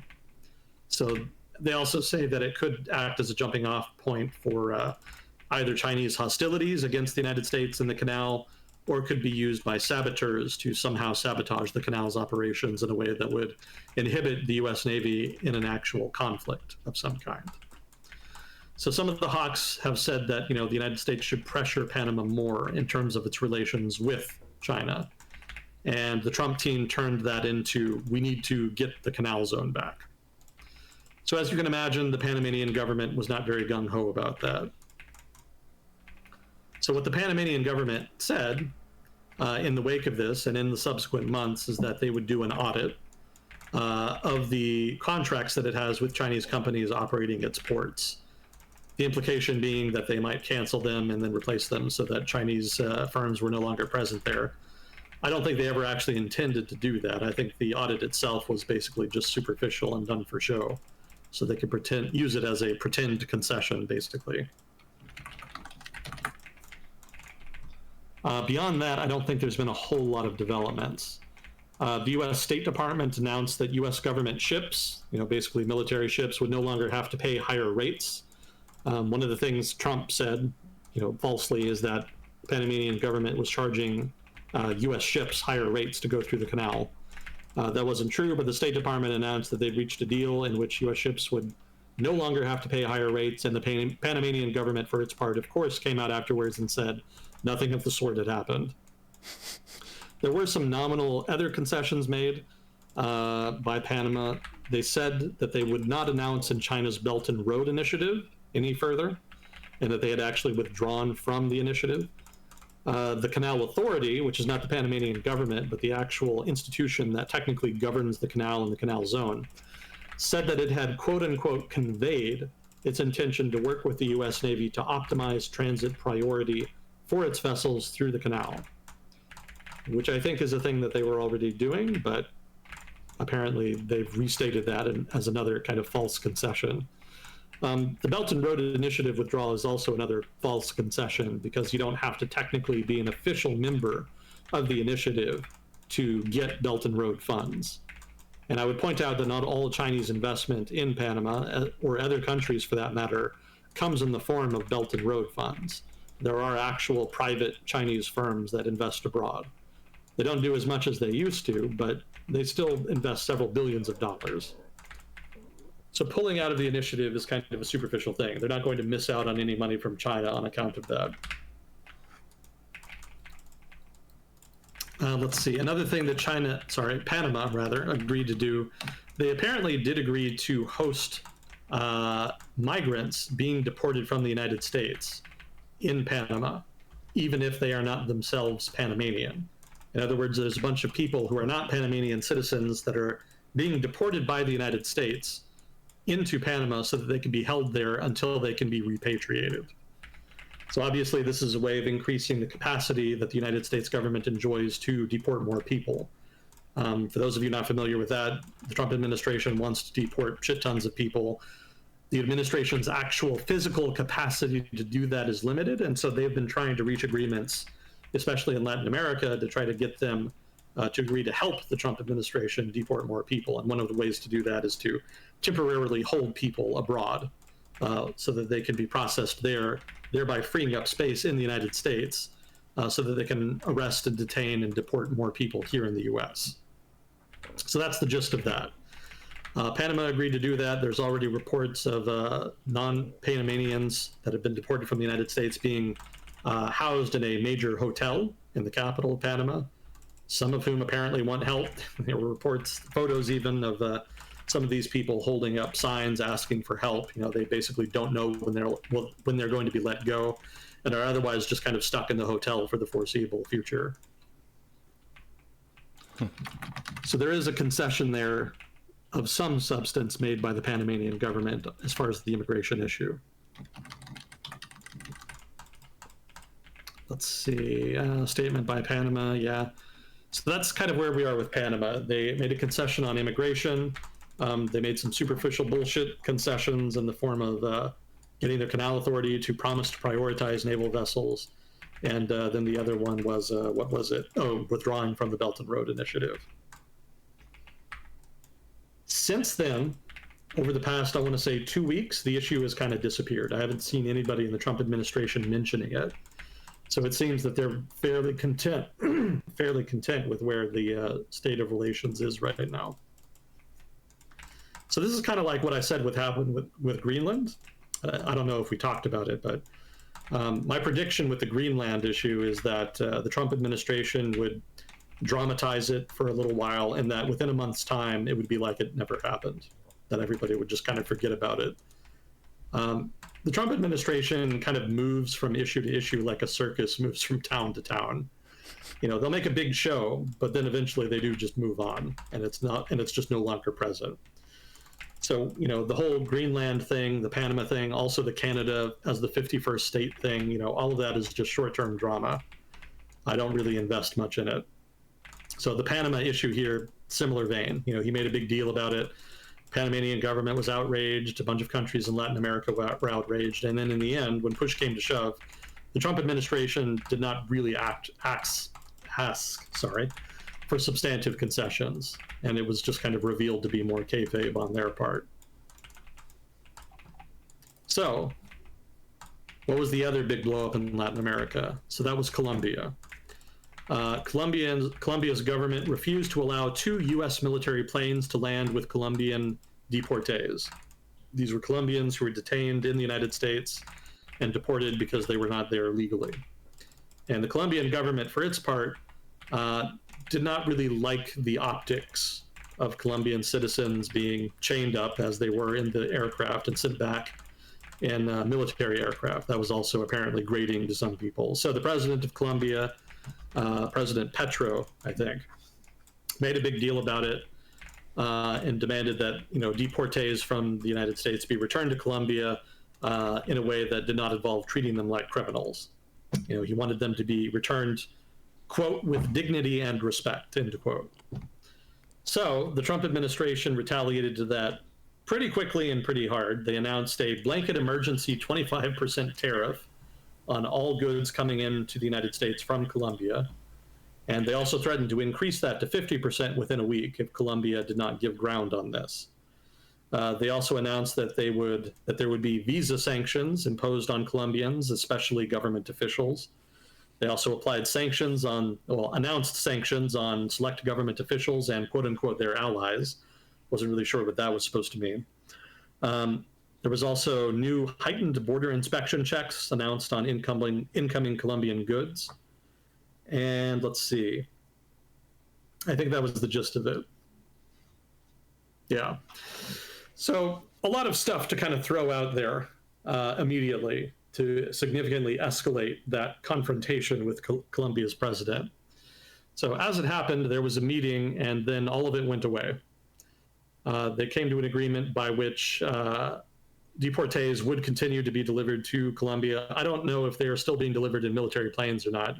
People kind of stopped caring, I think, after. But in the immediate aftermath of the agreement, there were 2 Colombian military planes that were sent to pick up Colombian deportees. I haven't received any update on that suggesting whether or not that was a one-off gimmick or if that's going to be the new normal. That is to say, whether Colombian deportees will be deported from the United States back to Colombia using Colombian aircraft. You could kind of consider that a win by both sides, I guess, because that does free up resources for the Trump administration as far as their deportation mission. And then Colombia, of course, gets to look like it's serving its citizenry. Ultimately, it was all just kind of bullshit from the start. The president of Colombia didn't really give too much of a shit about it. I think it was a social media thing, the kerfuffle, if you like, that led to it becoming an issue in the first place.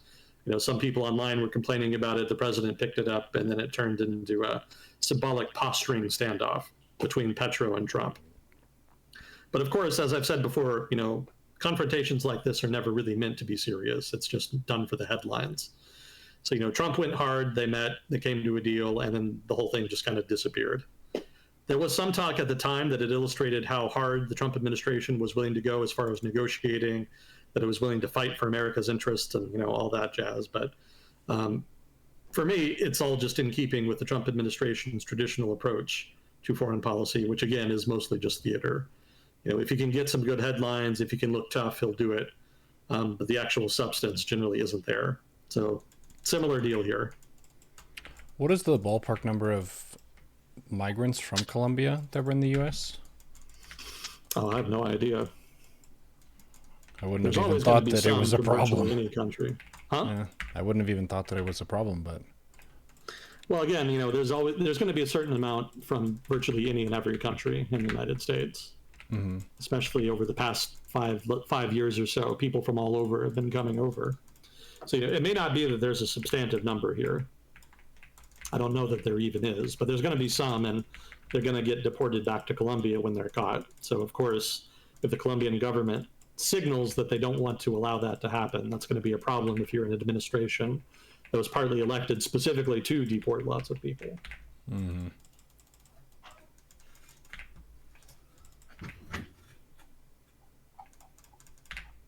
So that's about it for Latin America. I didn't have any other blow-ups on my radar. The administration, I think, is still pressuring countries in the region to help it on the immigration issue, but I haven't seen any fireworks as far as that count.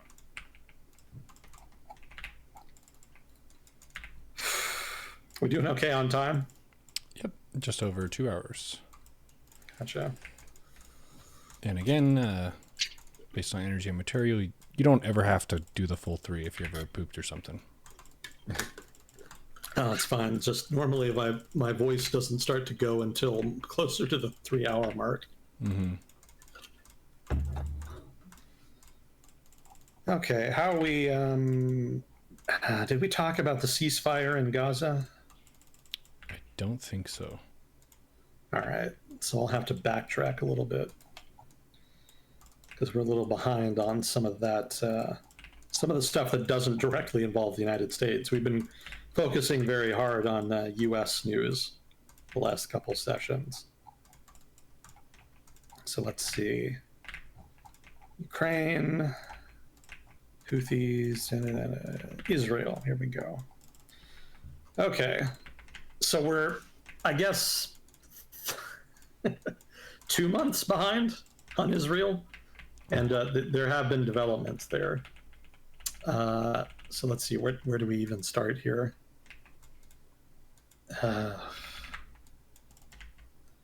So the first thing I had, and again, this is kind of old news now, but I'm going to try to catch up as quickly as possible.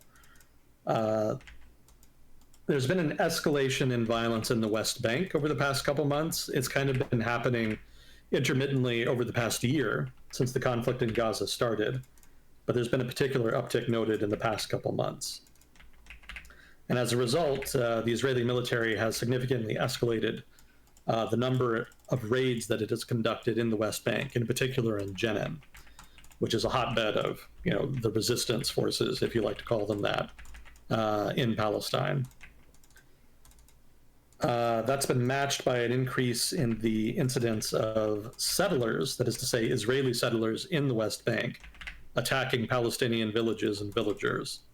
So it's not just the Israeli government or the Palestinians, it's also the settlers that have been increasing their violence.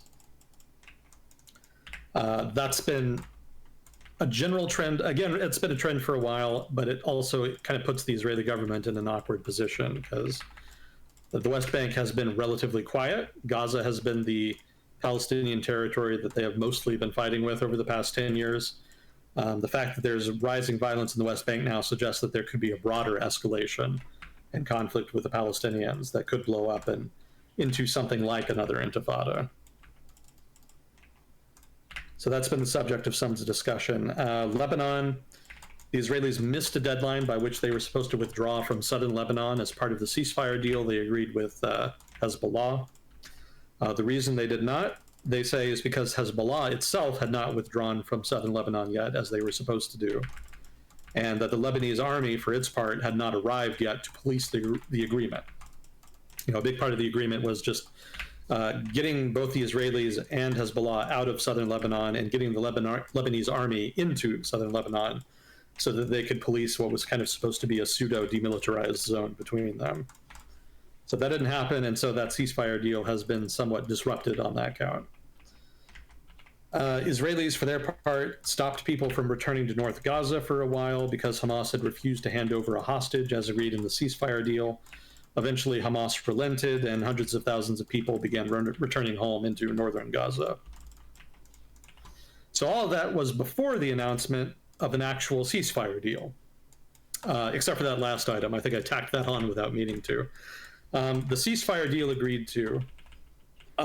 Let's see, do we want to get to the actual deal first? Yeah, let's just get to the deal first, and we can get into the background after. So it was a three-part deal, and it's pretty similar to the one that the Biden administration outlined earlier in 2024. It started in, that is to say, the ceasefire was planned to start in January 19th. It did so, and is going to last 6 weeks. We're actually coming up on the deadline now. Elements of the deal include the ceasefire, of course. Some hostages are going. I keep having to trip over past and present tense because of the notes. A core part of the agreement involved basically a trade of hostages and Palestinian prisoners. And there was some quibbling about, who would be released when and how many prisoners would be released in exchange for how many hostages. But that was all sorted out, and the agreed on exchanges have almost been completed now. Another element to the ceasefire deal was a partial IDF withdrawal from Gaza. Hamas had been demanding full Israeli withdrawal from Gaza. The Israelis, of course, were dead set against that. So the middle ground is that the Israelis agreed to withdraw from parts of Gaza. I think mostly it was cities. So they're kind of out of the major urban areas and are sort of more in the periphery. And then, of course, the total number of hostages released, I think, was supposed to be 33.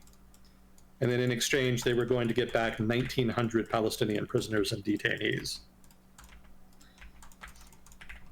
So that was part one of the ceasefire deal.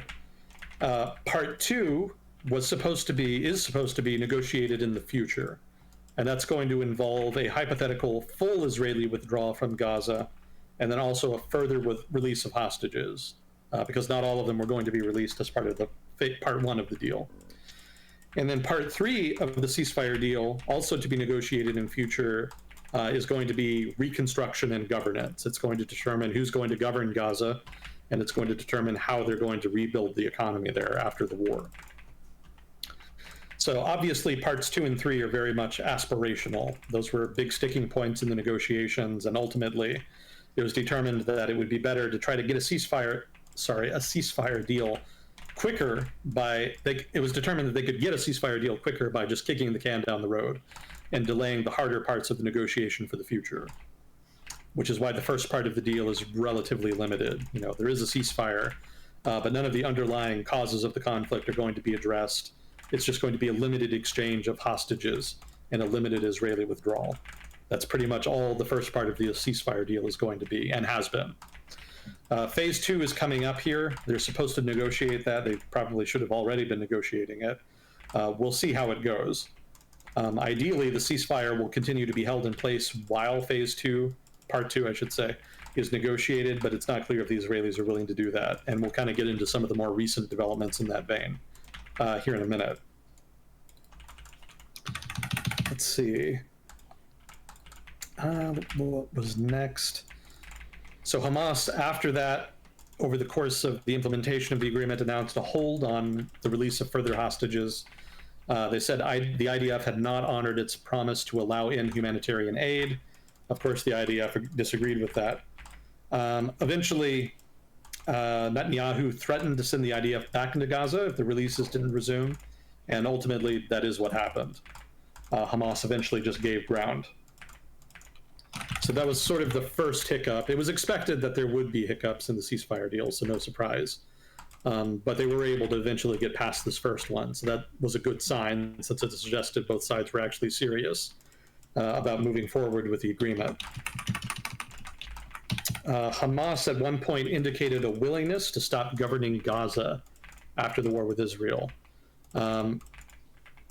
That's a big deal because one of the big sticking points in the negotiations on the Israeli side, well, I guess both sides really, has been what kind of government will replace Hamas after the war ends. Hamas, of course, wants to stay in power. The Israelis just absolutely do not want that for obvious reasons. So the fact that Hamas would come out and say that they might actually be open to that does suggest that there may be room for negotiation there, which is another positive sign. The issue there, however, is that while Hamas did say that they might be willing to give up governance of Gaza, they have said that they're not willing to disarm, which is a problem because if they give up their control of the government, but then remain a major armed force in Gaza, they could end up being the de facto government. In other words, they could become like Hezbollah, which is a kind of pseudo mini-state within Lebanon that has its own army and its own institutions. So in that sense, Hamas could give a concession by agreeing to give up power over the government while at the same time setting up a parallel government, which is actually more powerful than the formal government. Let's see. So more recently, 3 buses in Israel exploded. There were no casualties, but the Israelis retaliated by sending tanks into the West Bank for the first time in more than 20 years. And they say that's part of a quote-unquote extended stay. So this is another escalation in violence as far as the West Bank. I think the indication here is that militants in the West Bank are responsible for the bus bombings, and that the Israeli government and military are going to go hard in response in the West Bank to try to, at the very least, inhibit their operations, if not stop them entirely. How do you bomb buses and not have any casualties? Were they empty buses? I didn't get the details on it. It may have been there just weren't many people. It may have been it wasn't during a busy part of the day. It may have been they purposely went after them during off hours when the buses were parked specifically to not kill anybody, maybe just to send a signal. I don't know. Again, I don't have the details on just what the circumstances were, but the Israeli government is treating them as though it was basically just circumstantial that there were no casualties. They say they're basically treating it as though casualties were intended and that they were lucky there weren't any. Someone in chat is saying that the terrorists set it to AM instead of PM. And they found 2 unexploded ones. It was set to the wrong time. Oh my gosh. Jeez pretty funny. Louise. That's why people use military time for military operations. We're going to raid the beach at 7. Okay. You just sleep in because you think it's 7 p.m. Don't even go. Let's see. So one of the more recent hurdles, Netanyahu ordered a stop to the release of Palestinian prisoners and delays that were supposed to be released as part of the truce in So this was in retaliation for a ceremony that Hamas had that involved the bodies of some Israeli hostages that they were turning over. Not all of the hostages that Hamas has agreed to release are still alive. Some of them are dead. And, for the most part, they've just handed them over without incident. But for some reason, there was a batch of dead hostages. They were in caskets. They didn't just kind of have their bodies out, at least from the imagery that I saw. But they actually had some kind of ceremony involving Hamas troops around the caskets. And they filmed some kind of propaganda video. And the Israeli government was very upset about that. And so they temporarily announced a cessation of the hostage prisoner exchange. They did end up resuming, but the Israeli government wanted to express its displeasure over that. And interestingly, that was not the last bit of drama involving those particular hostage bodies. Are these the October 6th people still? Sorry, what? Are these the October 6th people still? Yes. Yeah, these are the people that Hamas kidnapped and brought back to Gaza during the raid that they perpetrated in October last year. Gotcha. Actually, it wasn't last year. Well, it was October 23. Yeah, it would have been October 23. It's been going on a while. But anyway, so the drama here that happened, the same bodies involved with that ceremony that caused a kerfuffle. One of them was a woman, and I think I have her name here. Shiri Bibas. I apologize if I mispronounce it. I'm terrible at pronouncing names. So the Israelis, of course, whenever they get these bodies of dead hostages, they take them, they verify their identity, and then they hand them over. So with this woman, when they went to verify her identity, it actually turned out it wasn't her. It was actually the body of some Palestinian woman. And as you can imagine, the Israeli government was not very happy about this either. So, especially after the whole Hamas ceremonial display thing, they were already in a bad mood, and then they find out that one of the bodies isn't even an Israeli. It wasn't one of the hostages. So, of course, there was a big shitstorm over that. The Israeli government demanded that the correct body be handed over. Hamas, for its part, said that it was just a mix-up. They kind of got the wrong body in the wrong casket, and then they produced the correct body. And so they handed her over. The Israelis verified it was the correct body, and then things continued apace. What the fuck? But it was a very weird sequence of events. That's nasty. We gave you the wrong dead person, really? Yeah, it's more than a little bit macabre. But that's kind of par for the course as far as Israel-Palestine conflict. Yikes. Yeah, I don't know if they did it on purpose or not. It may well have been a mix-up. How do you mix that up? That's so gross. Well, it's not as though as an organization they're in great shape right now. So, incompetence to a degree is to be expected.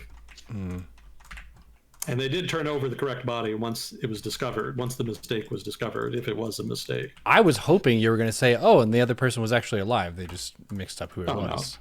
No. Actually, it's even worse than that, because there had been hope in the Israeli public.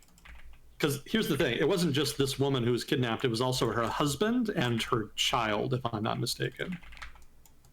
And the husband was actually released alive, and it was hoped that she and her child would also be released alive so they could be reunited. So not only did it turn out that she was dead, it also turned out that her child died. Oh my God. Yeah. So, people in Israel were absolutely ashen about that, and there was a bunch of big, not demonstrations. People came out in public to basically, pray for this guy and, show solidarity with him and whatnot. It was all, very sad. Because again, I don't think he knew. I think he found out pretty much when everybody else did. So, everybody was very upset over that. And the Israeli government, for its part, of course, aggravated the family because they released a bunch of gruesome details about how they died, which they say was by hand. They say Hamas actually killed both of them personally. The Hamas had said that they had died in Israeli bombings, but the Israeli government says not so, that they literally just executed them. And the family, the Bibas family, I guess, wasn't very happy about that. They said even if that's true, the government should not be releasing that to the public. Certainly, it's very traumatic from their perspective. So again, macabre, par for the course. Yeah, it's just crazy because the hostages involved are just like normal citizens. Oh yeah, very much so. They were just minding their own business. Yeah, but then you pay for people who have been grinding their axe against each other for thousands of years. Unfortunately so.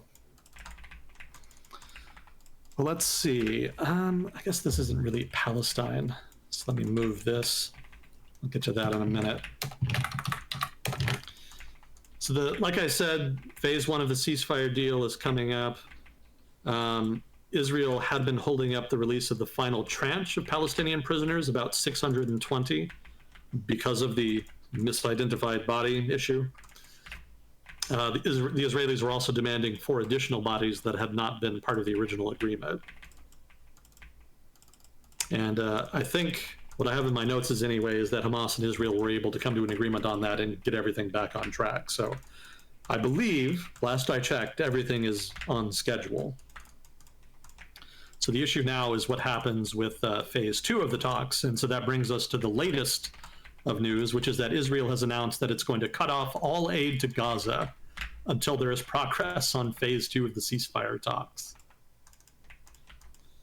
One thing after the other. So I don't imagine Hamas is going to respond favorably to that.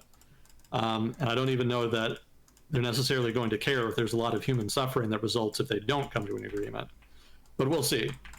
I think both sides have been relatively honest and earnest about wanting phase 1 of the ceasefire deal. So maybe that indicates that they actually do want a phase 2 and that they're actually serious about ending the conflict. But on the other hand, maybe they just wanted a breather and they're going to resume the conflict now that phase 1 is almost over. That's not clear to me. We shall see, but that's where we are. The other item here I had on Israel is that Israel actually bombed some targets in southern Damascus, the capital of Syria. And they've also been demanding that Syria agree to a larger, in effect, what is a demilitarized zone along its border. Specifically with the Syrian government. They want the Syrian government to agree to not deploy armed forces to the southern part of Syria. And I can kind of understand where Israel is coming from there. Syria has been kind of an implacable foe of Israel pretty much since its independence, more so than even other states in the region. So now that Syria is in a very weak position, I can see why Israel might want to try to maximize their gains here by trying to impose some kind of DMZ. But I don't know if it'll work. Syrians are going to be upset about it. And, given that Syria's new government is not really on great terms with Iran, I would think that Israel would be more interested in trying to cultivate favorable relations. I know technically HTS is like a jihadi group. So, fair point. I don't expect the Israeli government to be super optimistic about their prospects with a group like that. But at the same time, I don't see how agitating them is really going to benefit anybody. More likely, it seems like it's just going to push them into arms of countries and actors that are not friendly to Israel, shall we say. And I've seen rumors recently that the Israelis are low-key actually pressuring the new Syrian government to allow the Russians to stay, because they see them as some kind of countervailing force in Syria that could prevent the rise of jihadism or whatnot. I don't know if those rumors are true. That doesn't really sound entirely kosher to me, so to speak. So we'll see what comes of that. But Israel has certainly been quite aggressive with the new Syrian government. They're definitely throwing their weight around a bit here.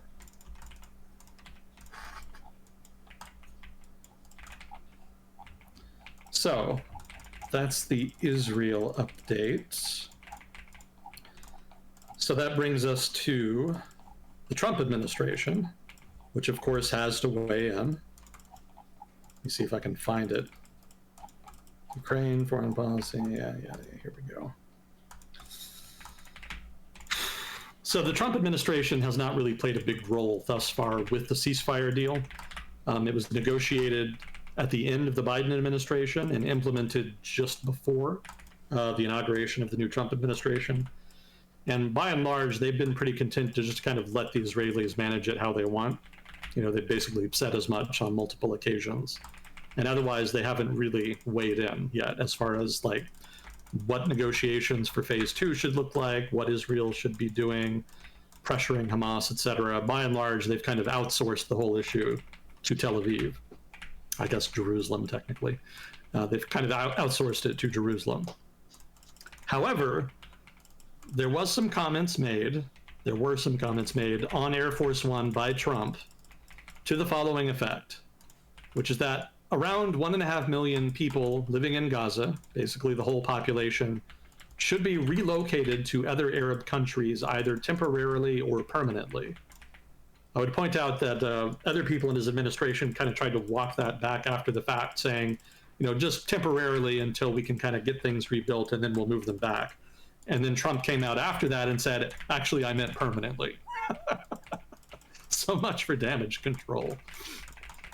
So he later repeated that in a meeting he had with Netanyahu. And this is where he said specifically, like, a permanent resettlement of Palestinians away from Gaza. And he also said, on top of that, even more shockingly, that the U.S. should take control of Gaza and develop it. Yeah. So all of this is pretty crazy if you know anything about the history of the Israel-Palestinian conflict. And I don't think it even matters if you're pro-Israel or pro-Palestine. I think everybody was shocked by these comments. I think everybody thought, wow, he cannot be serious about that. Because, of course, the whole gist of the conflict is land, right? The Palestinians think of themselves, they frame their conflict as one of a people defending their land from a hostile invader.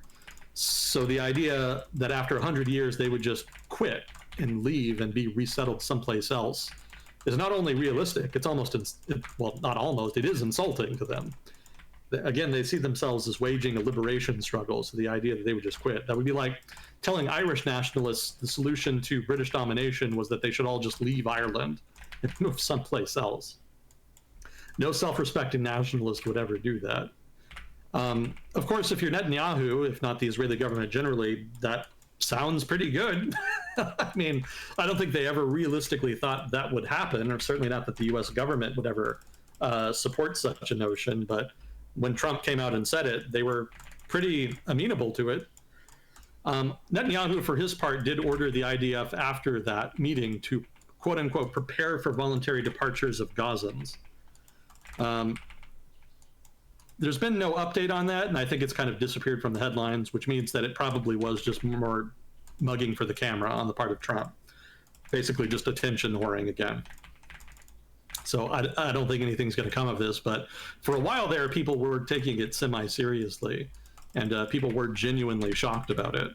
Especially the idea, you know, I mean, the resettlement is shocking in and of itself, but the idea that the U.S. would somehow take control, you know, annex Gaza, and turn it into some kind of resort. I didn't even mention that. You know, Trump's idea for what the U.S. would do with Gaza is to redevelop it and basically turned it into a big resort, you know, a big tourist attraction. And I think a week or two ago, they did release an actual AI rendered video of what Gaza might look like if they were able to do it. And it was predictably gaudy. You know, of course, there was like a big square in the middle of a big, you know, hotel center of a big square surrounded by hotels with a giant gold statue of Trump in the middle of it. It's an entertaining video. I encourage you to look it up when you have the time. Let's see. So a little more on this. Trump did later threaten to suspend military aid to Jordan and Egypt if they did not agree to take in Gazans. Not entirely realistic, given that both of those countries have had issues with Palestinians relocated to their territories in the past. They actually tried to overthrow the monarchy in Jordan at one point back in the 70s. So, from the perspective of Egypt and Jordan, that's a hard no. They're never going to do that. There was a meeting between Trump and King Abdullah of Jordan, in which, the king kind of did explain to him that, yeah, this is not a thing that's going to happen. We're not doing this. And I think the Saudi government also kind of probably dipped in through informal channels at one point and kind of informed Trump that this was a non-starter for the Arab world. However little Arab governments in the region actually care about the Palestinian issue, full-on dislocating vast numbers of them in a fashion akin to the original dislocation and expulsion of Palestinians in 1948 would have been too much even for the most cynical of Arab governments in the region. They just are not willing to do that.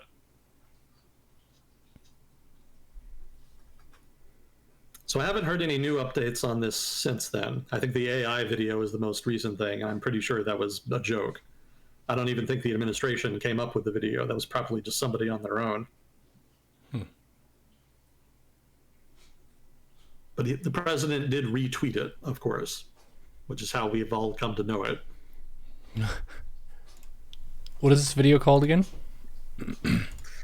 I don't think it had a name. It's just AI Trump Gaza.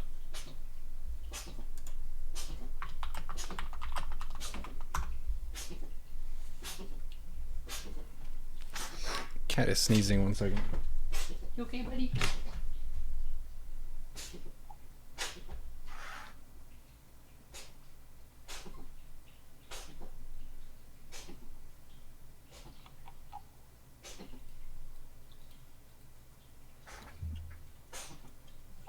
Oh, we're about to get to Africa.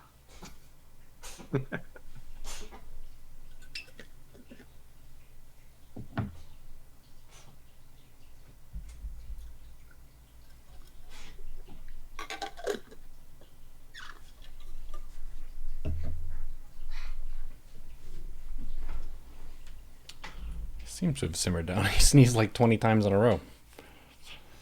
That's very sneezy. Allergic to something? No, the cat is sneezing. But he's okay. Guy. AI unleashes a weird genre of political communication. Oh, Trump Gaza? Oh my gosh. Oh my gosh. Yeah, I can kind of guess at what this would be just from the stills from it. Huh. So cringe, man.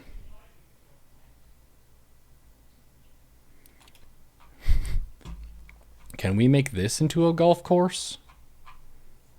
Well, there's sand in the area, so you've got the sand traps down. Now you just need to throw heaps of water at stuff to keep the grass green for the greens.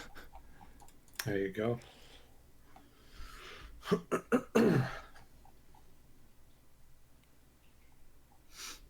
Well, let's see. Okay, so Africa. There was another thing. I don't even know what to call it entirely. You know how he is, right? He comes up with these issues and makes a big deal out of them, and then everybody forgets them. So this is another one. Mm-hmm. This has to do with South Africa. And Trump announced that he didn't announce that he was going to. He threatened to cut funding for South Africa over a recent land policy change. South Africa passed a law allocating land to be appropriated if it isn't being used. Basically, this is a type of law that you see in countries where you have people speculate a lot, sit on land, don't use it. And so some governments in these cases will confiscate the land and redistribute it. You see this like in Brazil, for example, where if you're not using land, then the government will try to redistribute it to poorer people. So South Africa passed a law like that. Trump didn't like it, supposedly. And then he followed up by signing an executive order prioritizing the U.S. resettlement of white South African refugees suffering from what he called government-sponsored race-based discrimination.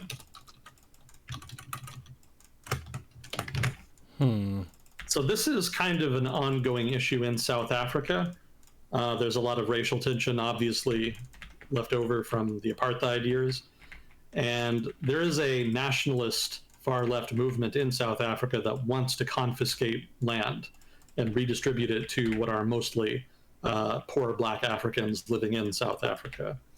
And it exacerbates racial tension because most of the land in South Africa is owned by white people. So there's kind of a tension there, and it doesn't help that a lot of the land was acquired in the first place through, aggressive imperialist, colonialist wars and aggression and whatnot, seizures of land and whatnot. So this law was very controversial. It eventually did pass, and so there are people in South Africa who feel it's very discriminatory because they feel it's directly targeting white South Africans. And, there's some truth to that, but the United States has not traditionally given a shit about South Africa, at least not since apartheid ended. So it came out of the blue a little bit when Trump suddenly came out swinging and saying, we're going to prioritize resettlement of South African refugees. And you can probably guess who the real architect of this executive order is, because there's only one guy in the administration who has any kind of background related to South Africa, and that's Elon Musk. I know. Yeah. Yep. Yeah. So the suspicion is that Musk heard about this and pressured pressured President Trump to do something about it. And this isn't really a substantive action. Like there's been interviews with Afrikaners in South Africa. Well, Afrikaners not the only white people in South Africa, but just they interviewed white people in South Africa, and generally the answers they got were that people there were not actually interested in leaving South Africa and becoming refugees in the United States. There's a lot of problems in South Africa, but most people are not yet willing to leave on account of them.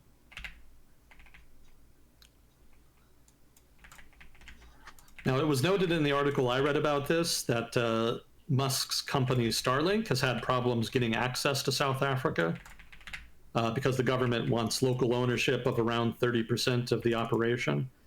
And so it may be that Musk here is using his influence with the Trump administration to try to pressure the South African government to waive this requirement so that Starlink can get set up faster.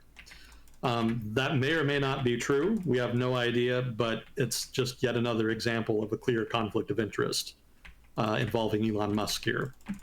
And it's the second one I've talked about today involving Starlink, because recall I talked earlier about how the Vietnamese government has offered to expedite the licensing of Starlink possibly as a result of pressure from the US government on tariffs.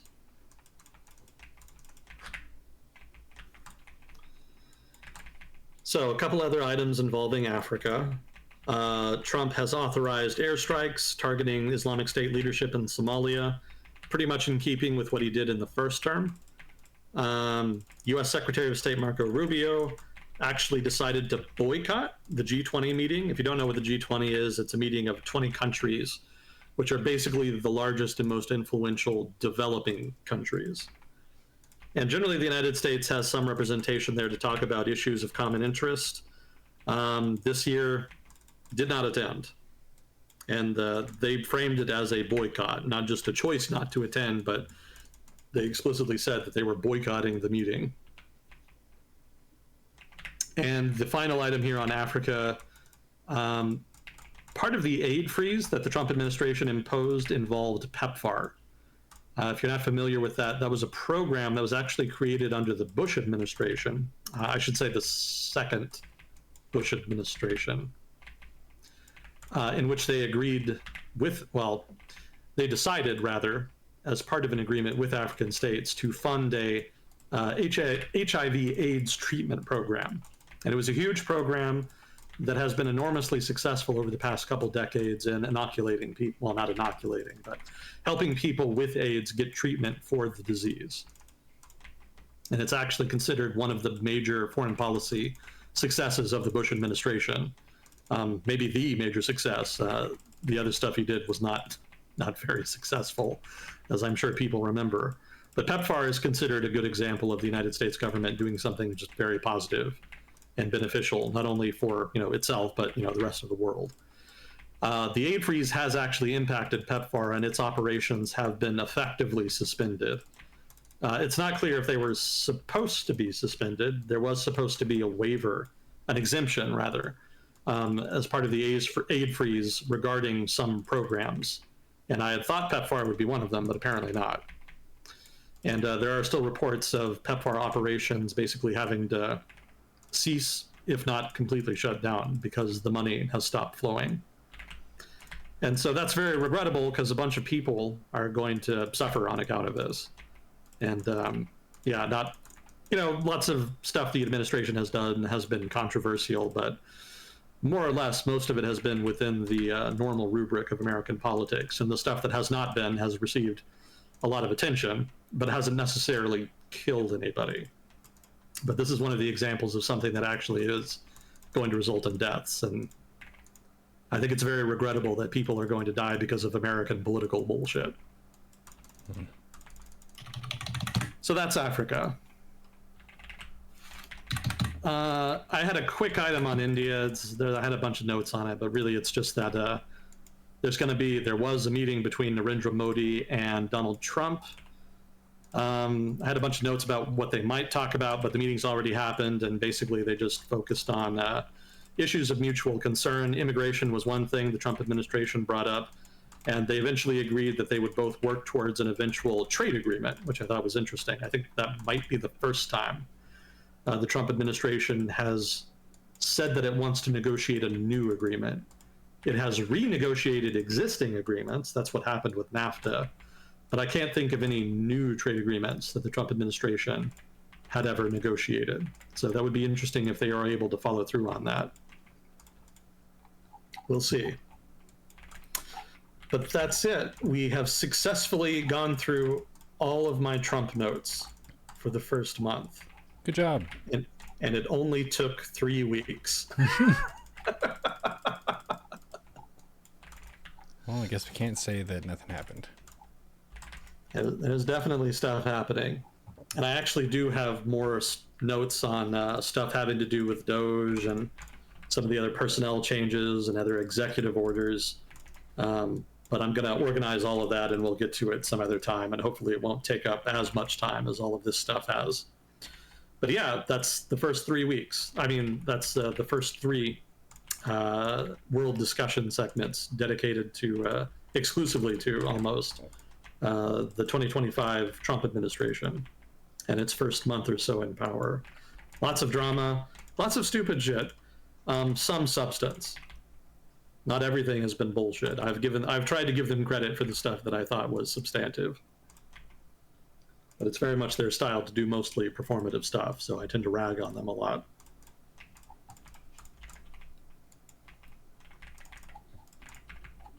So how are we on time? Is that... Yeah, 2 hours 40, so you can kind of wind down and wrap whenever. I'm in a game. Sure. Oh, gotcha. But I am interested in some Faerun progress, if you have the time. Oh, I've definitely got the time. He's up for it. So let's see. There is other stuff going on around the world. We maybe might spend 15 minutes kind of going through some of that. Sure. Okay, so I think some people actually did ask about the fighting going on in Congo, so we can talk a little bit about that. M23 is the rebel group that is responsible for the escalation in fighting that's happened over the past year. And they've actually been around for a while, a couple decades. They're sponsored by the Rwandan government. I believe they're a group of Tutsi rebels that were set up there.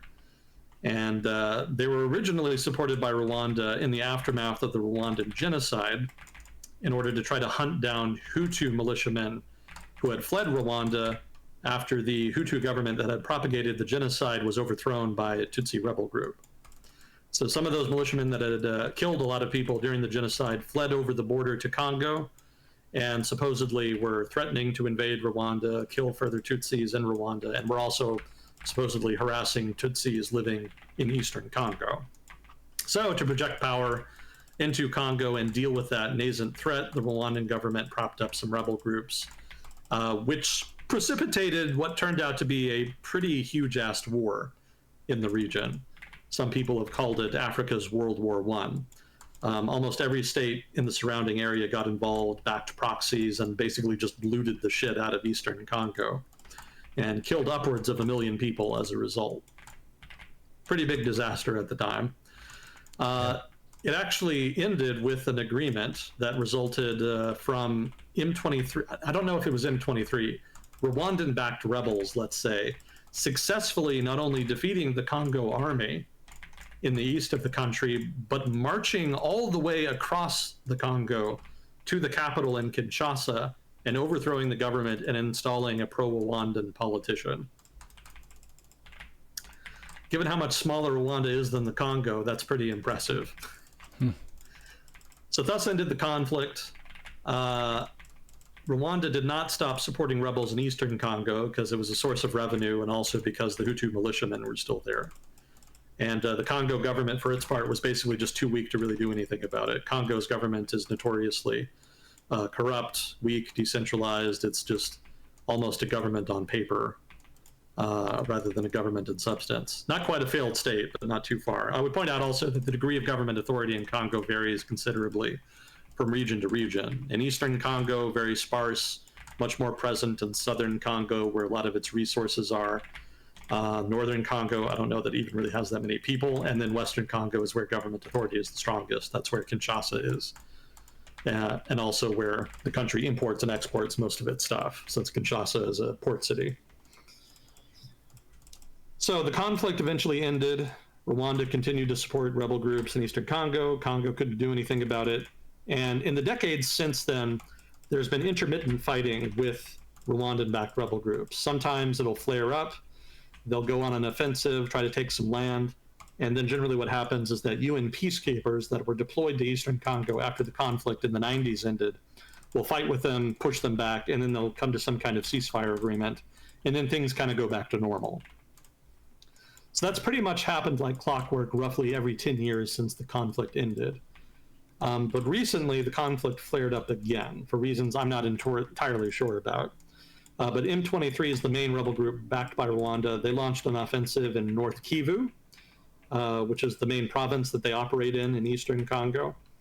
And they were actually able to successfully not only defeat both the peacekeepers, the UN peacekeepers, and the Congo army, they were also able to defeat their mercenaries.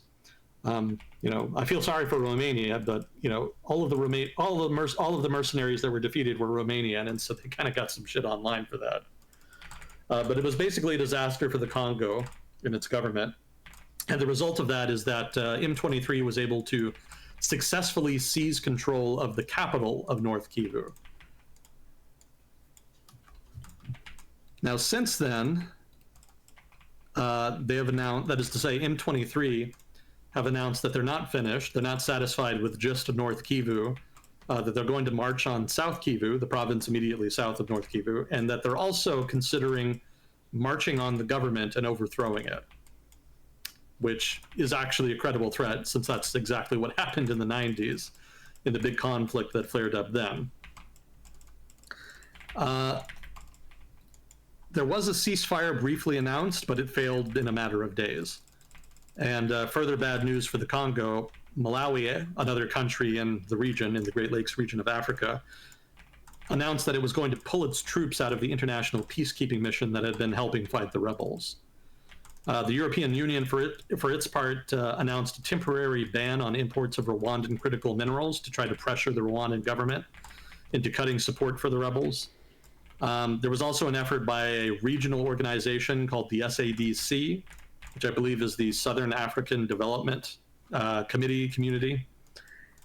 And that went exactly nowhere, which, if you know anything about the SADC, is exactly what you would expect. They there are a number of regional organizations designed to encourage cooperation between states in Africa. The SADC is easily one of the worst. I think the only one that is more useless is the one in Central Africa.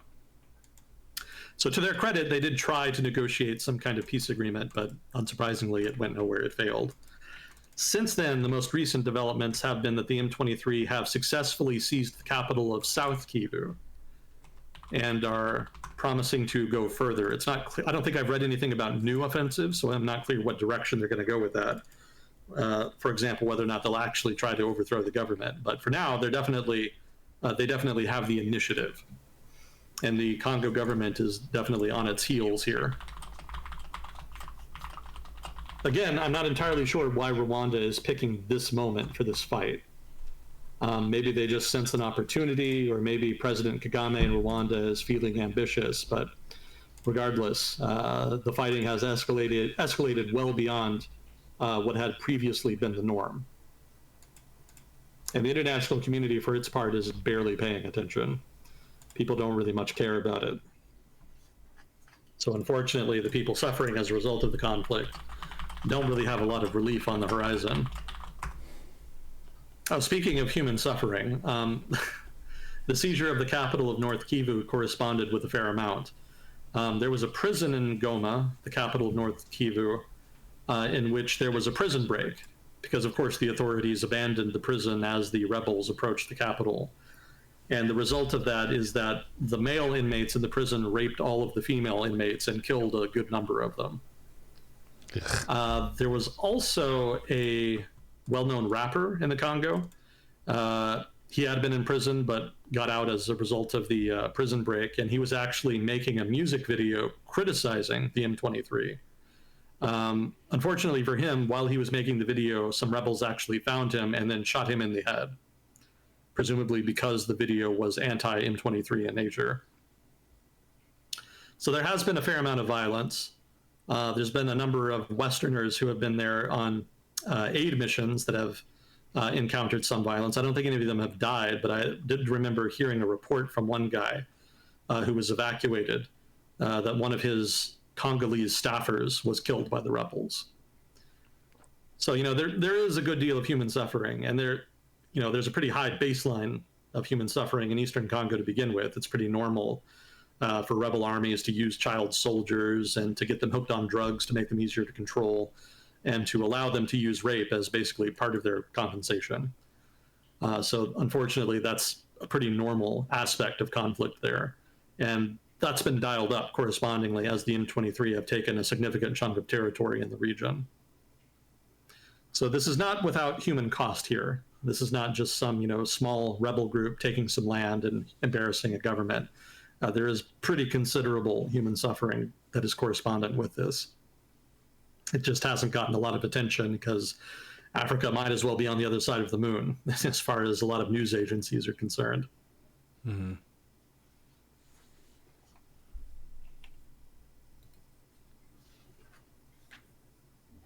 Damn. Was there anything funny that we can wrap up with?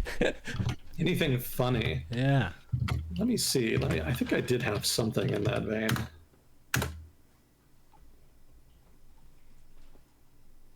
Oh. Actually, yes. You will like this. I'll send it to you in Discord.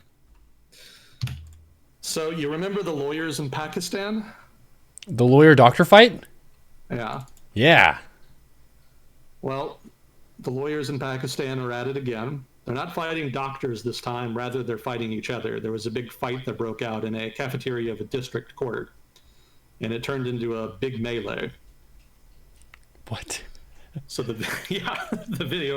video of that definitely reminded me of the doctor fight back in the day. Let's see, Neuro. There you go. Lawyers beat each other up. Okay. I'm not going to show this on stream because it takes away the monetization of the channel or the video if I do. So I'm watching this on my own. I'll link it in my Twitch chat. It's just a YouTube video, so it should be safe for work. But they will punch each other, I guess. Oh my gosh. It's a full-on cafeteria brawl, but everyone is in suits. They are in suits and they're taking chairs and they're hitting each other with chairs. Oh my god. Holy shit. Some people in the back filming with their phones. But these are very well-dressed gentlemen just beating the fuck out of each other. Wow. I would not expect that. Well, I take it like certain hockey teams, they're more inclined to fight than others, like different lawyers. Like you study a lot of stuff, and being a lawyer, it's got to be frustrating. You could always just take it out with some chair throwing at the other lawyers who you didn't get along with. Wow. Thank you for sharing that. No problem. Adding some levity with some old school fisticuffs. There you go. It's funnier too when it's not people in the worst situation where they're just really poor and they're fighting tooth and nail for any piece of bread they can get. These are well-educated people who are well-dressed as well. Yeah. Still getting down and dirty. Yeah, don't mess with Pakistan's lawyers. Yeah. They're fighting people. I respect it. Well, cool. Thank you for catching us up on the stuff that's been going down. I know the world has a lot of spicy stuff. If we messed up anything, give us a YouTube comment or 3. Thank you, chat, for being pleasant as we've been talking about stuff, and Fuzzy Code for handling on questions. As always, we do these on Sundays, so if you like the conversation, around 6 p.m. Pacific time-ish is when we've been starting, if you want to catch one live. But thank you very much, Agent Smith and everyone in the chat. And we will see you on the next episode of World Discussion with Agent Smith. Smith. Thanks again. Always a privilege. Talk to you next time. GG.